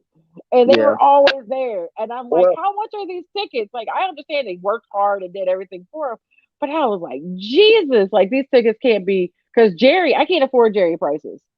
Like we're saving, I think now, so we can go to a game in September. Like it's expensive in Jerry's world. they had the well, I know that when the Rams moved the first time, I went to St. Louis, and then the Raiders moved. LA just got overran by Niners and Charger fans, and then San Yeah. Diego was right down the street. So when the Rams and the Chargers came back, those people just stayed with their teams. And then back in the day when the Niners was actually winning a lot, there was a lot of Niner fans in LA because they were the dominant team that year. I mean, them years. So It makes sense if Washington moved to Virginia because they're in what, Maryland? yeah, Maryland. Yeah, so I could see it working more in their favor. Um, Yeah, even Matt Stafford said it felt like it was a road game because he couldn't call the signals and stuff like that. But that's what I'm saying. Like when the Niners were dominant that year, when they were dominant in the '90s, and then with the Rams and the Raiders both leaving LA, that pretty much just kind of that's what caused all those people become Niners fans. yeah. But I'm not saying just not becoming Niner fans. I'm just saying like I always see her at the games, like in the and I'm like, how much are these Rams tickets? Like I can't go to that many games because, like I said, Jerry's prices are outrageous. Even his section 400 for some of these games, I can't sit that high because my husband won't go that high. But even I seen 400 seats going for like $200. Yeah, just imagine if y'all make it all the way to the NFC Championship game, and then Exactly. they're talking about if they can't have the Super Bowl in LA, they're gonna move it to Dallas. Well, yeah, they always have a backup, for if something happens every Yeah. year. So just imagine if the Cowboys somehow, some way made it all the way to the Super Bowl, and the Super Bowl's in Dallas. All all the money that Jerry's gonna be thinking about, shoot. I'm not even. Well, I don't leave the house anyway, so I'm definitely never leaving the house after that. Like we'll never be able to go to a game if the Cowboys went to the Super Bowl somehow mistakenly got to the Super Bowl. The ticket prices right now are like I said, I can't afford them right now. Mm-hmm. I can't imagine what they would be if we even got that far. Mm-hmm. Because like next year, I looked at the teams that we played, and it's like we played the Buccaneers at home. Can you imagine how much those damn ticket prices are going to be? Like they're going to be outrageous because they always, of course, if the team is better or playoff team, it's even higher. And if it's a superstar player they're playing against. Yeah. And so if it's a Tom Brady, we're playing a Tom Brady. Them tickets going to be through the roof. Like I said, I just want to know how much Rams tickets are because, like I said, our home girls are always there because one of them, like I said, they're either playing the Chargers are playing there or the Niners are playing. We're playing somebody there, and I was like, but like I said, that's just here or there. But Ricky said a move to WFT would be disastrous in his opinion. He needs us to move the team back to Washington, D.C. Um, I feel like it don't matter where y'all go. That traffic is going to be redunculous. Yeah, but Virginia anywhere track, I in lived in DC. Virginia for years, and that no matter where you go, that traffic's always terrible. Wherever Yeah, you go. like it don't matter, and it don't matter what time of the day. Like y'all traffic just don't die. Right. Like I kicked it with my brother out there a couple times, and I'm like, does the traffic ever die? Like, does it ever go away? No. Right. So recently, unfortunately, there's where Snyder wants to go. If he gets the land or grants, that's where they'll be headed. Of course. And Virginia's starving for a professional team because I remember they was trying to get the Expos, and then they ended up going to Washington. So Virginia's Yeah. starving for a professional team. So if they have a chance to get the Commanders, I guess, whatever their name is, they'll make a way to get them. I didn't like how NFL had all the rival games late in the season. I loved it actually. And how the fact that it came down to the very last game. That was Yes. crazy.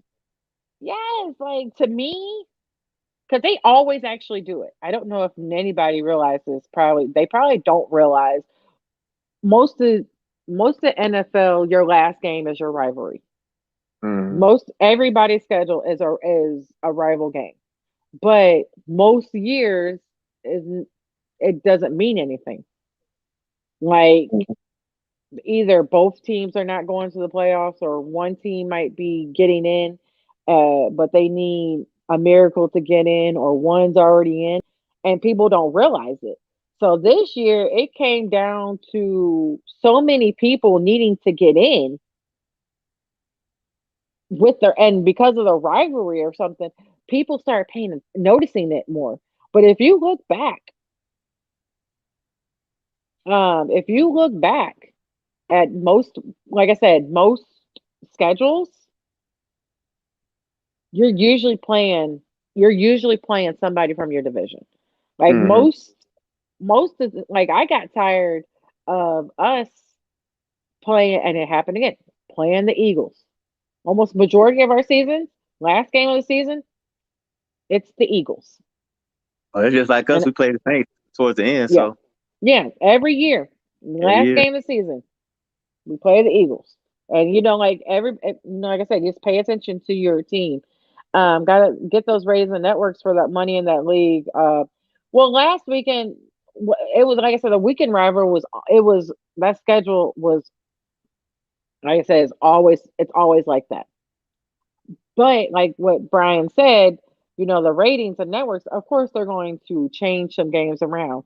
Like I'm glad they changed the Raiders and Chargers game to Sunday night because Cowboys and Eagles did not need to be there. Mm-hmm. Like we didn't need to be there. Like we were just on. Like we were just there. Um, and that game was probably one of the best games of the season between the Raiders and the Chargers. We'll talk about that in 2 seconds. Ricky, regardless of where WFT new stadium ends up, it would just be like it's now SoFi and opposing fans taken every week like it is this year. Does the Chargers not making the playoffs prove the coaches who believe in analytics can't last in the NFL? Um, you want to lead this one? Because like I'm on the fence. I mean, let me see. Making fast through the coaches believe in analytics can't last in the NFL. No, but it leads to a lot of overthinking. I'd say that it happened then. It's like, I mean, that's the new thing now, and it does help. It does help a lot of teams, with the matchups and stuff like that. But you still got to believe in the old X's and O's because that's why. That's why the Chargers didn't lose the other night because of analytics. They couldn't. They lost because they couldn't stop Josh Jacobs from running the ball. So That part. yeah. So I mean, you can say all the analytics you want, but it always comes down to the X's and O's. If you know about the X's and O's and you know how to execute the personnel that you have on the field, you're always gonna have a job. So regardless if you have analytics or whatnot, if you know the game, then you can last. Yeah, and I agree with that. And then here is Brian. He said no, he just made a couple dumb decisions, not calling a timeout, going for it on fourth and Yeah, that one too. I on don't know why going their for own the 18. 18. That Yeah, was I was like, stupid. what? Yeah, like, huh? He was out there. He was out there playing Madden. No punts. Oh, it was on the easy mode too, so he Yeah. just didn't. Ricky, what the heck was Brandon Staley thinking when he went for it on fourth down in his own red zone? I don't know. I don't know what he was thinking. Analytics, I guess. I don't know. I don't know. I'm trying to look up the stats for that game. Like I said, that was one of the best games. Um, I will say of the season. That's just my personal opinion. Even though I was half asleep. Um, I was half asleep, not paying. I couldn't. I It was a couldn't good get game, this. though. It was a good game. I mean, even though a couple controversial calls happened, but it was a good game. It was a very good game. I enjoyed it. Brian said shaving points. Like I said, he Um, was playing Madden, no punts. Playing Madden. We don't believe it. That's yeah, why. That's how I used to play Madden. Fourth down. After using all four of my downs, I ain't punting the ball. I'm using all four of my downs. yeah. So that's literally. I'm trying to look because it was a good game from everything. People were really kind of believing that they were going for the tie because if you didn't know if they tied, both teams would have made it. If they And the really, Steelers, it'd been and, funny if they would have knelt that whole overtime. oh my If they God, would have they just would have. knelt that whole Oh, you know overtime. how many Steelers fans would be upset. pissed. Oh, see, here you go. Yeah, he had to damn near call the paramedics. If they would just Josh, kneeled and would have did it then, that would have been funny as shit. That would have been funny. that'd have been funny as hell. Josh Jacobs had 132 yards, one TD. Um, Derek Carr only had 186 passing yards. Yeah, Raiders didn't really pass the ball that well. They just ran the They ball. They didn't just have to ran the pass, ball good. They just and ran the then ball good. yeah, like in a total 174 yards as a team collective as running running yards. Justin Herbert, on the other hand, had 383 yards, 3 TDs, an interception. And Austin Eckler, that's what made the difference of the game too. Because that was Greg. Yeah, that's the difference of the game too. I didn't realize he didn't make 70 yards. When you're averaging 4, Austin Eckler's averaging 4 yards per carry and only 1 touchdown. But he's their offense, and it shows. Once you shut him down. I will say this. They can't win without him. I'm not saying they did an amazing comeback, but Yeah, that was a hell of a drive that Herbert did. Like he really got them he really got them in position to win the game, especially on that last drive. That was a big boy drive that he did. Yeah. Just Justin Herbert went 6 for 6 on 4th down. Was like whoa, and he scored on 4th and 27. Like that. Like I said, what he did was amazing. Yeah, definitely was a big boy drive. Like I've never seen anything like it. And I know Miami's kicking themselves for taking 2 over him. I know they are. I know they're kicking themselves. They have to. And if you're not, then welcome. Y'all should be going to dine with Chicago, taking Trubisky over Patrick Mahomes. Mahomes and Watson. And Watson. Yeah. So, but yeah, that was man. Man, this is the stupidest shit in North America, like for real. Do y'all believe Derrick Clark is a top 10 QB? Nah, he's more 15. Yeah, he's not 10 to me. He's more. I put him in like 15. I put him in like 15 to 20. And don't get me wrong, like he has actually been having like great seasons, like under the radar. Like last year, because this year he has like 4,800 yards, 23 TDs. His interceptions are kind of high this season. And so that would probably play a difference. This is probably one of his better seasons in yardage wise. Mm-hmm. So I will say has he gotten better as yardage is, if we're talking about stats wise, yes, he has gotten better. But is he a top 10? No. 15? Like when, yeah, there you go. 15 through 17. About 15 to 20. I put him in a 15, 20 range. Yeah. Ricky said Carr is a second tier QB. And then Mike said, great show. Thank you. Yeah, because don't get me wrong, I like Carr. He's one of those under the radar kind of QBs, but I don't think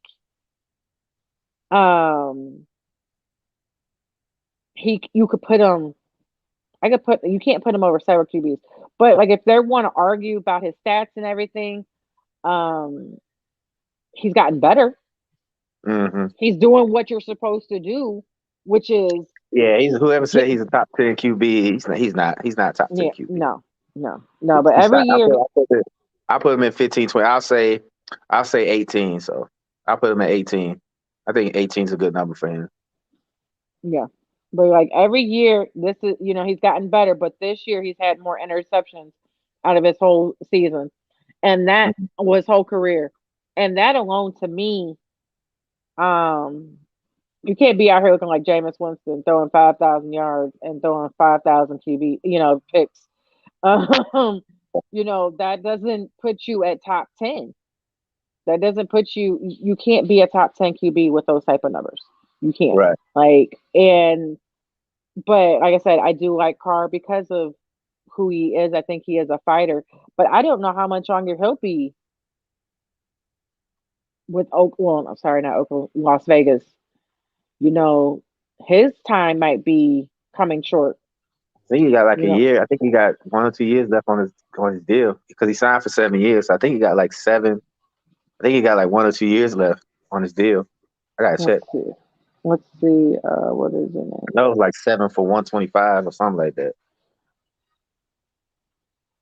Yeah, I'm looking at because they're not right now. They're not talking, of course, contract extension. But right now he'll be an unrestricted free agent next season. So next season will be his last year then. Yes. Okay. Yes. And he has 19 mil on the books for that. So we don't know. Like I said, this might be it. Might Could be the be. last time. This might be it. This might be the last time. Or like I said, you might extend him. But it depends on, like I said, all depends on that new QB, not QB, but coach, head coach that comes in.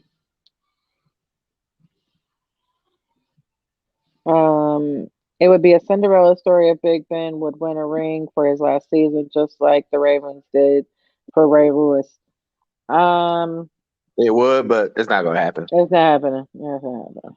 It's not going to happen.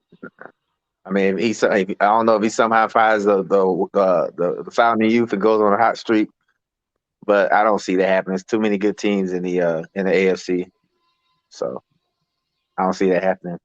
Who they're playing? Who are they playing? Who's their opponent? Oh, they got to play Kansas City, don't they? Yeah. Yeah, they're not winning that game.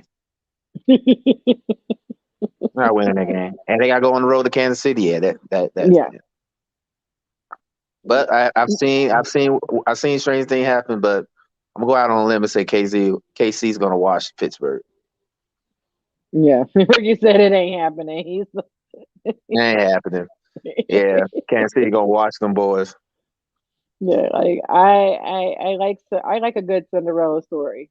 The Cinderella story that was supposed to happen with Carolina and Cam Newton.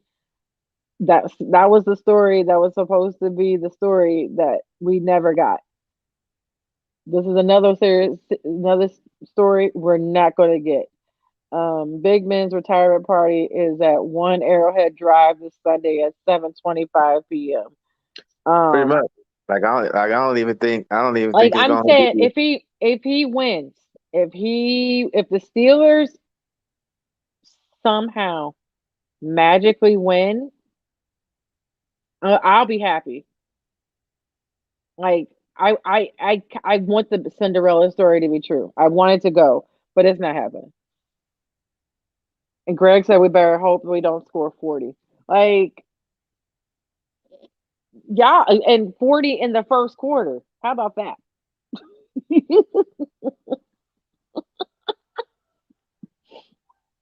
Or the first half. I'll give you the first half. Yeah, they won 36-10 without Hill and Kelsey. Mm-hmm. Yeah, it's not even gonna be close. Mm-mm. Big Ben was their problem last season, and they brought him back. Like, no, I don't get it. I don't get it. Um, I don't get why you brought him back for one year season. Yeah, like, I understand you reconstructed his contract and everything. Yeah, no, it doesn't make sense to me. I don't see it happening. And the Chiefs got hot, getting hot at the right time. So Yeah, I don't even expect it to be close. But then yeah. So again, this, playoff football is a whole different animal. But I still say it's not going to be it's going to be no contest. yeah. So this weekend on Saturday at 3:30, we play Raiders and Bengals. Are the first game. That's going to actually be a pretty good game. I'm actually looking forward to watching that one. That game is actually the game I am interested in. Like, don't get me wrong, I'm interested in the Bills and the Patriots that come on that night, but it's something about these Raiders. Like we talked about, like, he's not top 10, but he's, like I said, he's a hungry quarterback, and I think I'm gonna have the Bengals winning, but for the upset, because since they're the lower seed, am I right? The Bengals are the lower seed, right? I think I think so. so. I think they Yeah, are. I think so they're the I lowest got seed. I think the Bengals will win, but I think it's gonna be a closer game than Yeah, a what lot of people people. say it's going to be right. Yeah, and then the Patriots and Bills, it's a toss up because it's those two teams that always play each other. So, like And you said, it's hard to beat a team, play a team 3 times. It's hard. exactly. And It's hard. we talked about it, how hot the Patriots are. Again, Brian has Bengals by 10, Patriots by 4. Oh It's one of yeah, those things. yeah. So the Raiders because the Bengals are Yeah. division champs. They won a division, so yeah, the Raiders are going there. They're going there to Cincinnati. Okay, so they're going to Cincinnati. Okay, but yeah, I still believe in Cincinnati. And then Anthony said same thing about Cam coming back to. Yep, yeah, Cam came back to sell tickets. That's pretty much all that was. Mm-hmm. I agree with you. That is Saturday night, and like I said, I'm more interested in the first game. I will, of course, watch the second game, but I'm really interested in this Bengals Raiders game for some reason. And then move to Sunday, Eagles and Buccaneers. A lot of people saying that could be an upset. I don't think it's gonna happen though, but a lot of people saying it could be an upset there. I'm not saying it could happen, but just remember when they played the first time, like they almost beat them. Mm-hmm. So The Eagles somehow that shitty ass team almost beat them. yeah. So I mean, a lot of people I've been reading it on social media. A lot of people are saying that the Eagles can upset the Patriots. I'm not the Patriots. They can upset the Bucks. Yeah, and then Brian has Bucks by 6 and Cowboys by 6. We play the Niners. That's a good defense that Dallas is going to be facing. But I, I I don't have think Dallas. I have Dallas winning because Jimmy G has shown me that he is not capable of playing his position. I know, even though he drove back down and scored, to tie the game up. He just turns the ball over too much. With that kind yeah, of defense that Dallas has and how opportunistic they are, I think it's gonna come down to that part. and I get that the Eagles haven't beaten a team, but that game was closer than it should have been. That game shouldn't have been that close when they played each other. That's all I'm saying. Tampa Bay got Grunk, Evans, and you stop them. You might exactly no defense, no AB. Your running back situation is iffy. Like It can't happen, but it can happen. It can happen. And you know what, Greg? That Niners. Greg. We gonna talk for a second. Let's talk, Greg, because I'm a Cowboys fan, and I don't even have faith in my team. And it's because of the Niners exactly. It's that front four. It's that defense that's going to rattle the shit out of Dak. And don't get me wrong, like I seen him do some miraculous things getting out of the pocket, but I've also watched his ass do a curl right into a defender's arms. Like you just could have went the other way and you could have been out of the defender, but you curled into him. But yeah, so this team got hot at the right time. mm-hmm. We're talking about the Patriots. We're talking about, how they got hot at the end of the season. We're talking about the Kansas City Chiefs, how they got hot. But no one's been talking about these Niners and how they got hot.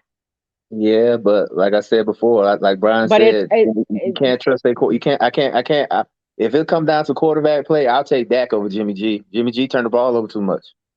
And I get, I said it the way that the Cowboys go after. I mean, we talk about the Niners front seven, but the Cowboys, they got players that can get to the quarterback too. And the way that Jimmy G throws the ball, Diggs can get a couple picks. Or Diggs can get burnt.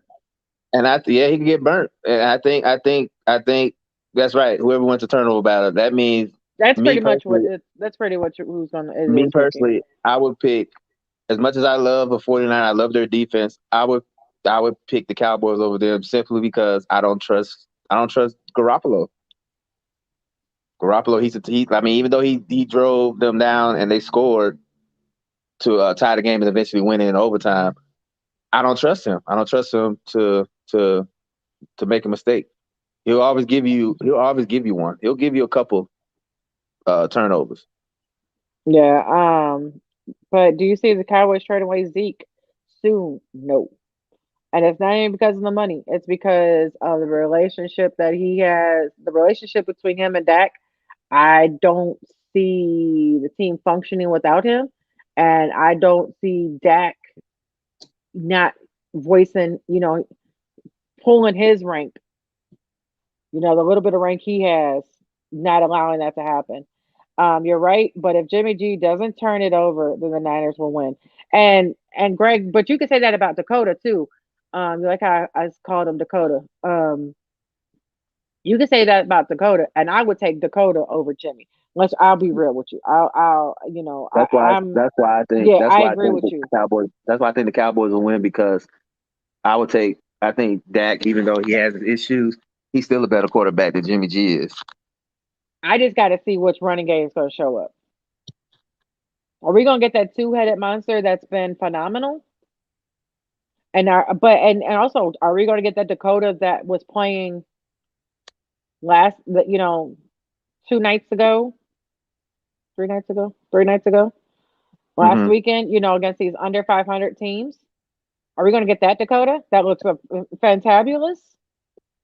That looks like they're clicking on all cylinders with his wide receivers and his tight end? Or are we going to get the Dakota that played when we played the Broncos? That looked like he was completely off. I could tell by the first series, like if he's gonna be on or not. So that plays a factor too. Just like I know Greg can do that with Jimmy. Or anybody that watches Jimmy, they can tell. Okay, is this going to be one of those games he's going to be on or not? But this game, I'm scared. As a Cowboys fan, I'm completely scared. And if we lose, I wouldn't even be sad. I'd be like, yep, and it happened. No offense, but it's just one of those games. Like the team I didn't want us to play, we're playing. Even like NFL Network has us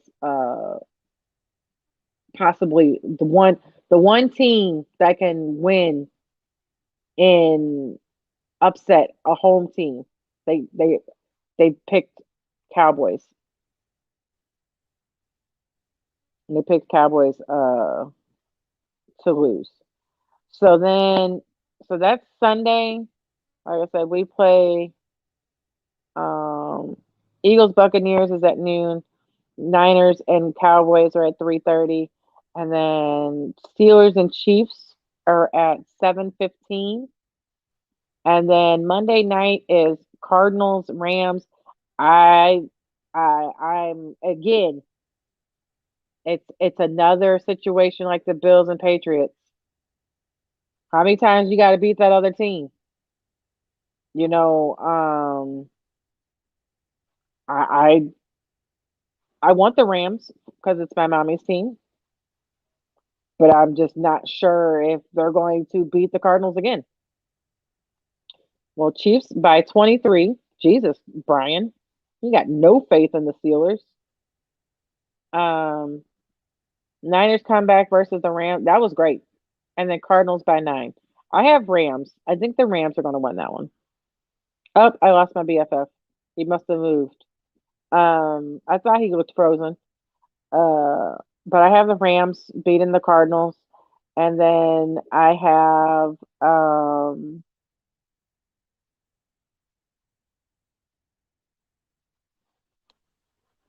you there? Okay. There you go. Yeah, it was. So I had to move around because I had to get my charger. I already knew. So I have the Chiefs beating the Steelers, but of course I said I would love that Cinderella story. And then the Cardinals Rams is another situation that plays Monday night. It's like, okay, how many times are you going to beat the other team? Like you said, it's hard to beat a team twice. And these two teams know each other like the back of their hand. The Rams are supposed to be all in it, but the Cardinals have been, had said otherwise. But I Mhm. I got the Rams. Brian has the Cardinals. Um, I don't know. I have to look at it. Do the team that you play Monday play again on Saturday? I have to look at the schedule. I don't know. I think it's like a whole different thing now. So I mean, I don't really It know. I don't really know how they do it now because it's so many different things now. yeah. So I don't even know how it is because Mm, with the extra with the way that the playoffs are set up now, with only the one seed gets to bye, and all I know is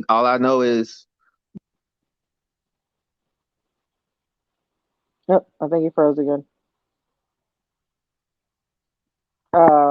Brian said the Rams were my preseason pick for the NFC, but last weekend gave the teams a blueprint on how to take them down. Green Bay and Tampa Bay will definitely be paying attention. Um, Out of all the teams, I'm gonna be honest with you. NFC should be scared of is Green Bay. Like, don't get me wrong, I like the Rams. I wanted the Rams. I picked the Rams. I think was one of my preseason games was preseason teams was the Rams. Um, but like you said, last weekend was definitely something that the teams are going to be looking out for and looking at. And but I still think they're going to win. I still think the Rams are going to win.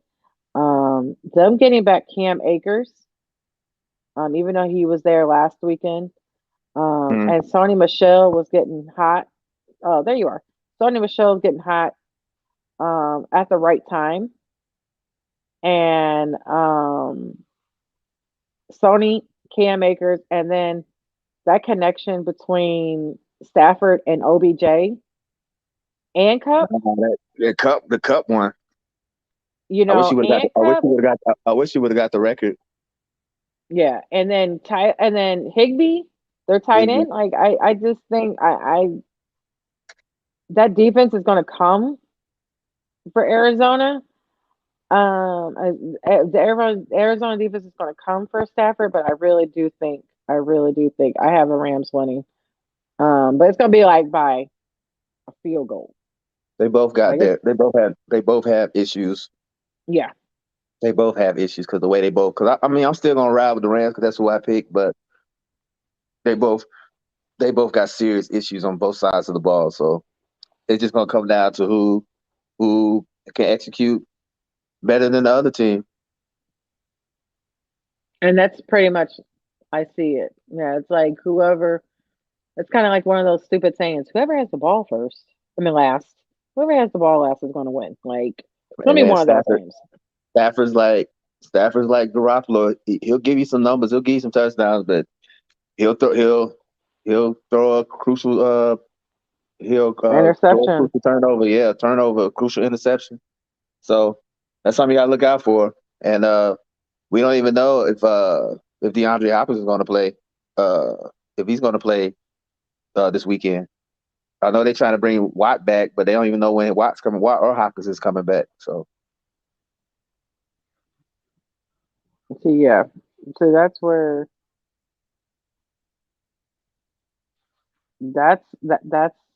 you know the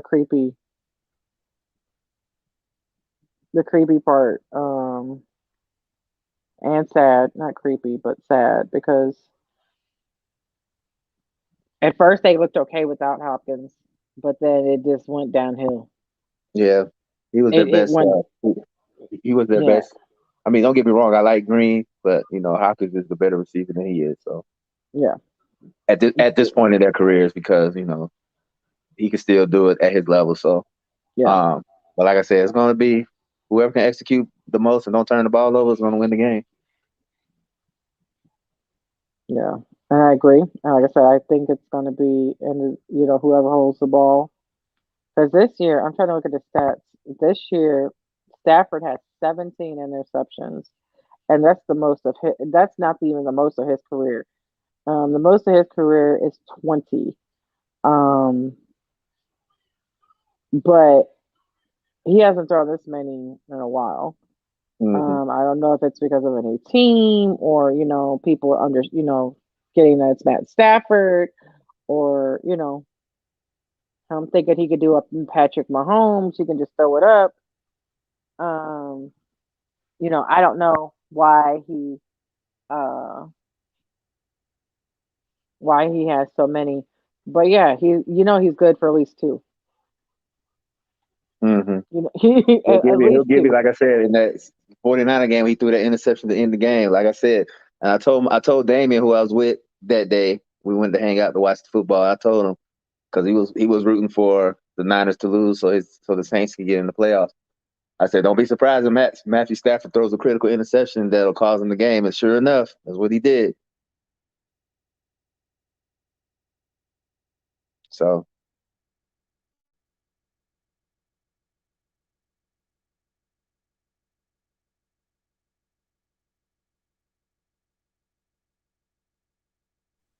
Sorry. Your nephew was trying to ignore everything I just said. So yeah, that's happening this week. It's the weirdest schedule. I don't like you could Well, have like just I played said, this. the NFL is trying to pack it all in, and then they're trying to, like I said, like I think Brian said it. They're trying to get as much as they can out so they can get that money.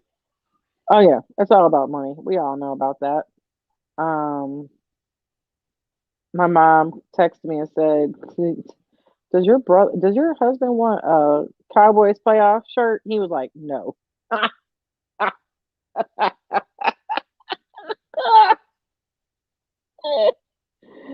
like, "Well," I was like, "I guess I'm mad I'm missing that game. Ja and Steph are going off. Ja Morant has 24 points and Curry has 27 points. Um, Sometimes, like I said, it's sad that you don't have cable, and there's moments like this, and there's moments like, oh, you don't care. I don't care. Um, yeah, like it's here or there. Um, yeah. So I don't have. Is there any other sports? I'm trying to think. Is there any other sports? Oh, I mean, I know Clay's they back. said the Colts being eliminated by Jacksonville. That was funny. They hadn't beat him in like forever, so I saw it coming. That was funny. That was fun. Like all you gotta do is just win and you're in, and it's just wow. That's all I can say. My son was happy though, but yeah. Don't talk NBA. That's my domain. We don't. Sometimes we talk NBA and sometimes we don't. I just The only thing I was gonna say about NBA wise is that I'm glad Clay's back. I'm glad Clay's Klay back. Thompson's back. I'm glad he's back, and he had 17. I think he had 17 his first game back. I know Steve Kerr said he wants to keep putting him on a PT cap, but Klay said he's ready to go. So I mean, Yeah. let him play. Yeah. He had 14 points that first. Yeah, 14 First game. points the first half, and I think he finished with 17. Like, Yeah.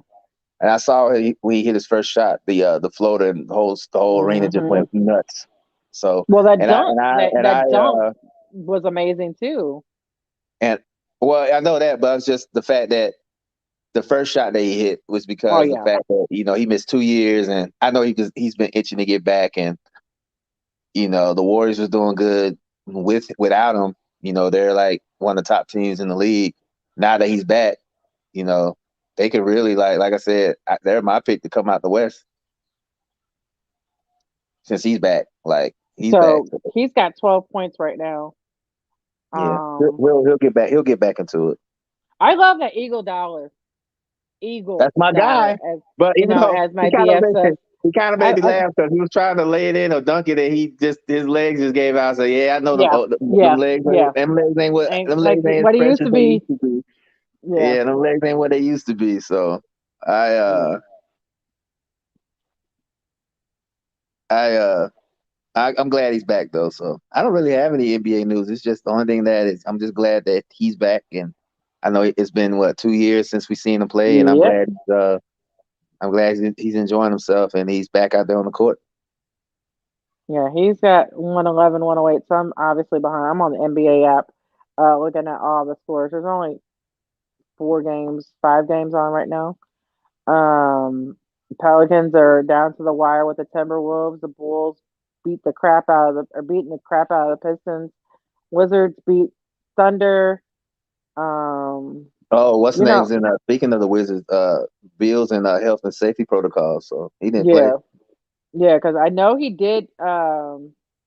He did eventually and that's what's so crazy. He did get his vaccine because he Mm-hmm. did not want to miss any games. So he went ahead and got his vaccine shot. He was like, I'm not missing anything. So out of fear, and then here we are. But like I said, he won. The Washington won. Suns and Raptors. Suns won, beat the Raptors by 4. And then tonight's game is Nuggets versus Clippers. Sorry about that.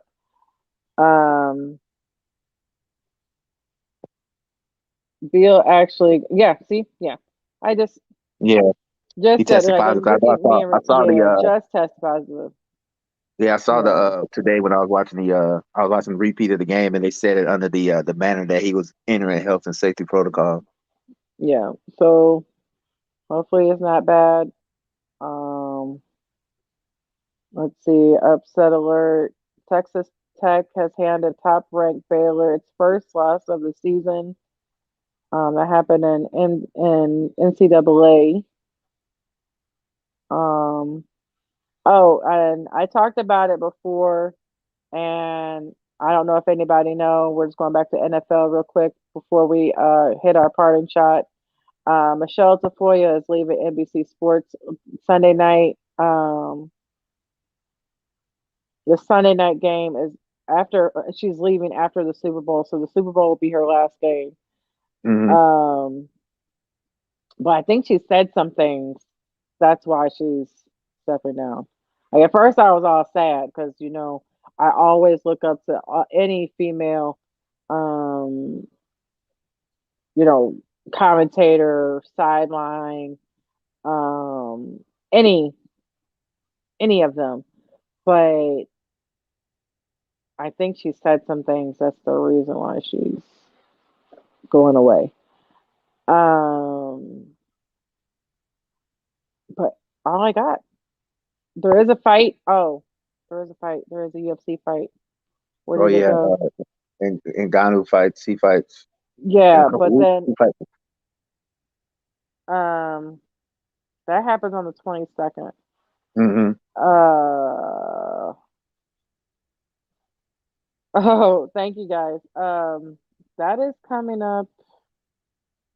Ngannou fights because that's not the fight I was looking at. I think it's like 2. Oh, that's what it was.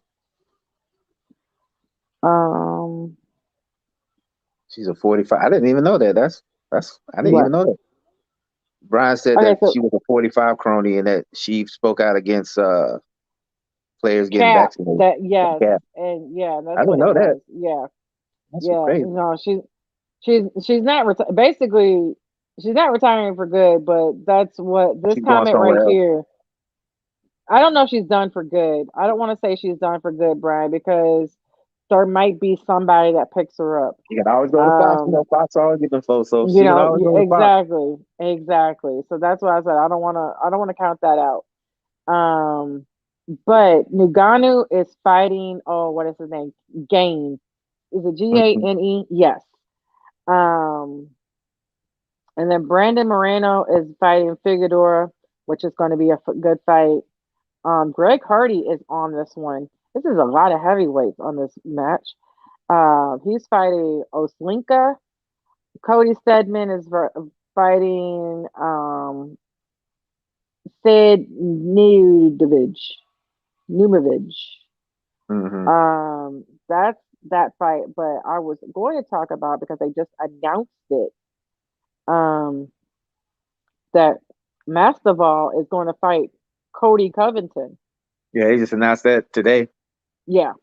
45 versus 45. They can both get knocked out. Both of them. Can we get a double KO? Can we get a? Both can get knocked out. Yeah, they can both get Yeah. knocked out. Fox News. She's gonna be on Fox News on OAN with my pillow guy. Yeah, and then Michael said that's how. I guess it might have been. Ja Morant had 29 points. Memphis won 116 to 108. But yeah, I think that's their 10th straight win. Memphis. I think they're like fourth in the West. That's another team you got to watch out for. They're pretty good. yeah. Brian said they're about 3 years late on this Covington fight. I agree. Yeah, They I should. probably They just watch should. it just to laugh. I'm gonna watch probably. it. I'm gonna watch it. It's on March 5th. It's going to be in Vegas. It's going to be the headline for 272. I can only imagine what the storyline is going to be. But y'all know George's Masvidal is an asshole. Just like I don't think Kobe is a real asshole. I think George is a real asshole. Um, if we want, but this fight was a long overdue. Um, but we'll see. But that's all I got. So I guess at that point we're coming to party shot. Mm-hmm. And do you have one, sir? Nah, man, just go Dogs. That's it. My parting shot is just take care of yourself. Everybody I know is either in COVID, had COVID. Oh yeah, that's good. Brian, it was really Brian's friend that he introduced me to, but Brian lost a good friend.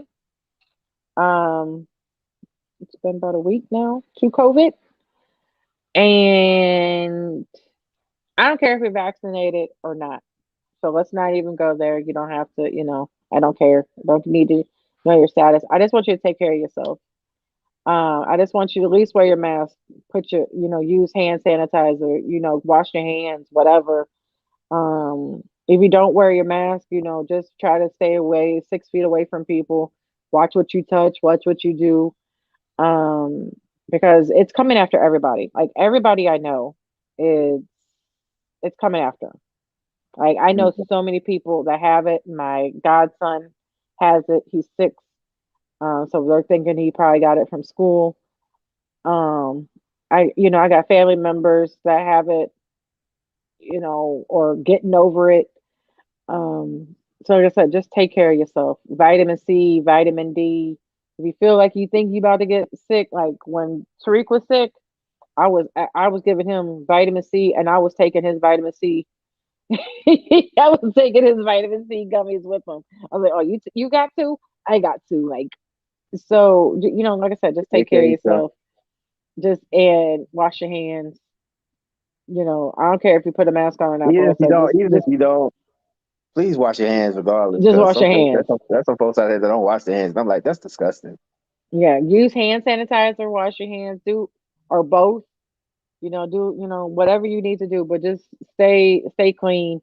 And because this new variant or variants, because there's several, as every time they're not caring. They're not caring at all, and they're coming after anybody and everybody. But with that being the case, thank you everybody for coming on and commenting and all that. We had a lot of comments tonight. Yeah, we had a lot of comments, and Ricky said condolence to Brian's friend and family. Yeah, I just had an episode a few weeks ago, and I went through the pit. Yep, and yeah, he wore me, and then the Moricon variant. Yeah, like me and Dre got a friend that she thinks she got it from the DMV.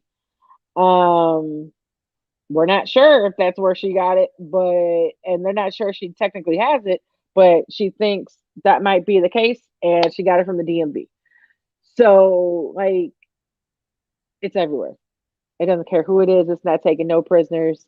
It's coming after anybody, everybody. So, like I said, just be safe. We want y'all to be around. We don't want to lose anybody's we know, like, personally, to any of these variants. And we love you guys and thank you. And we'll see you guys next Tuesday, 7 p.m. Central, 8 p.m. Eastern.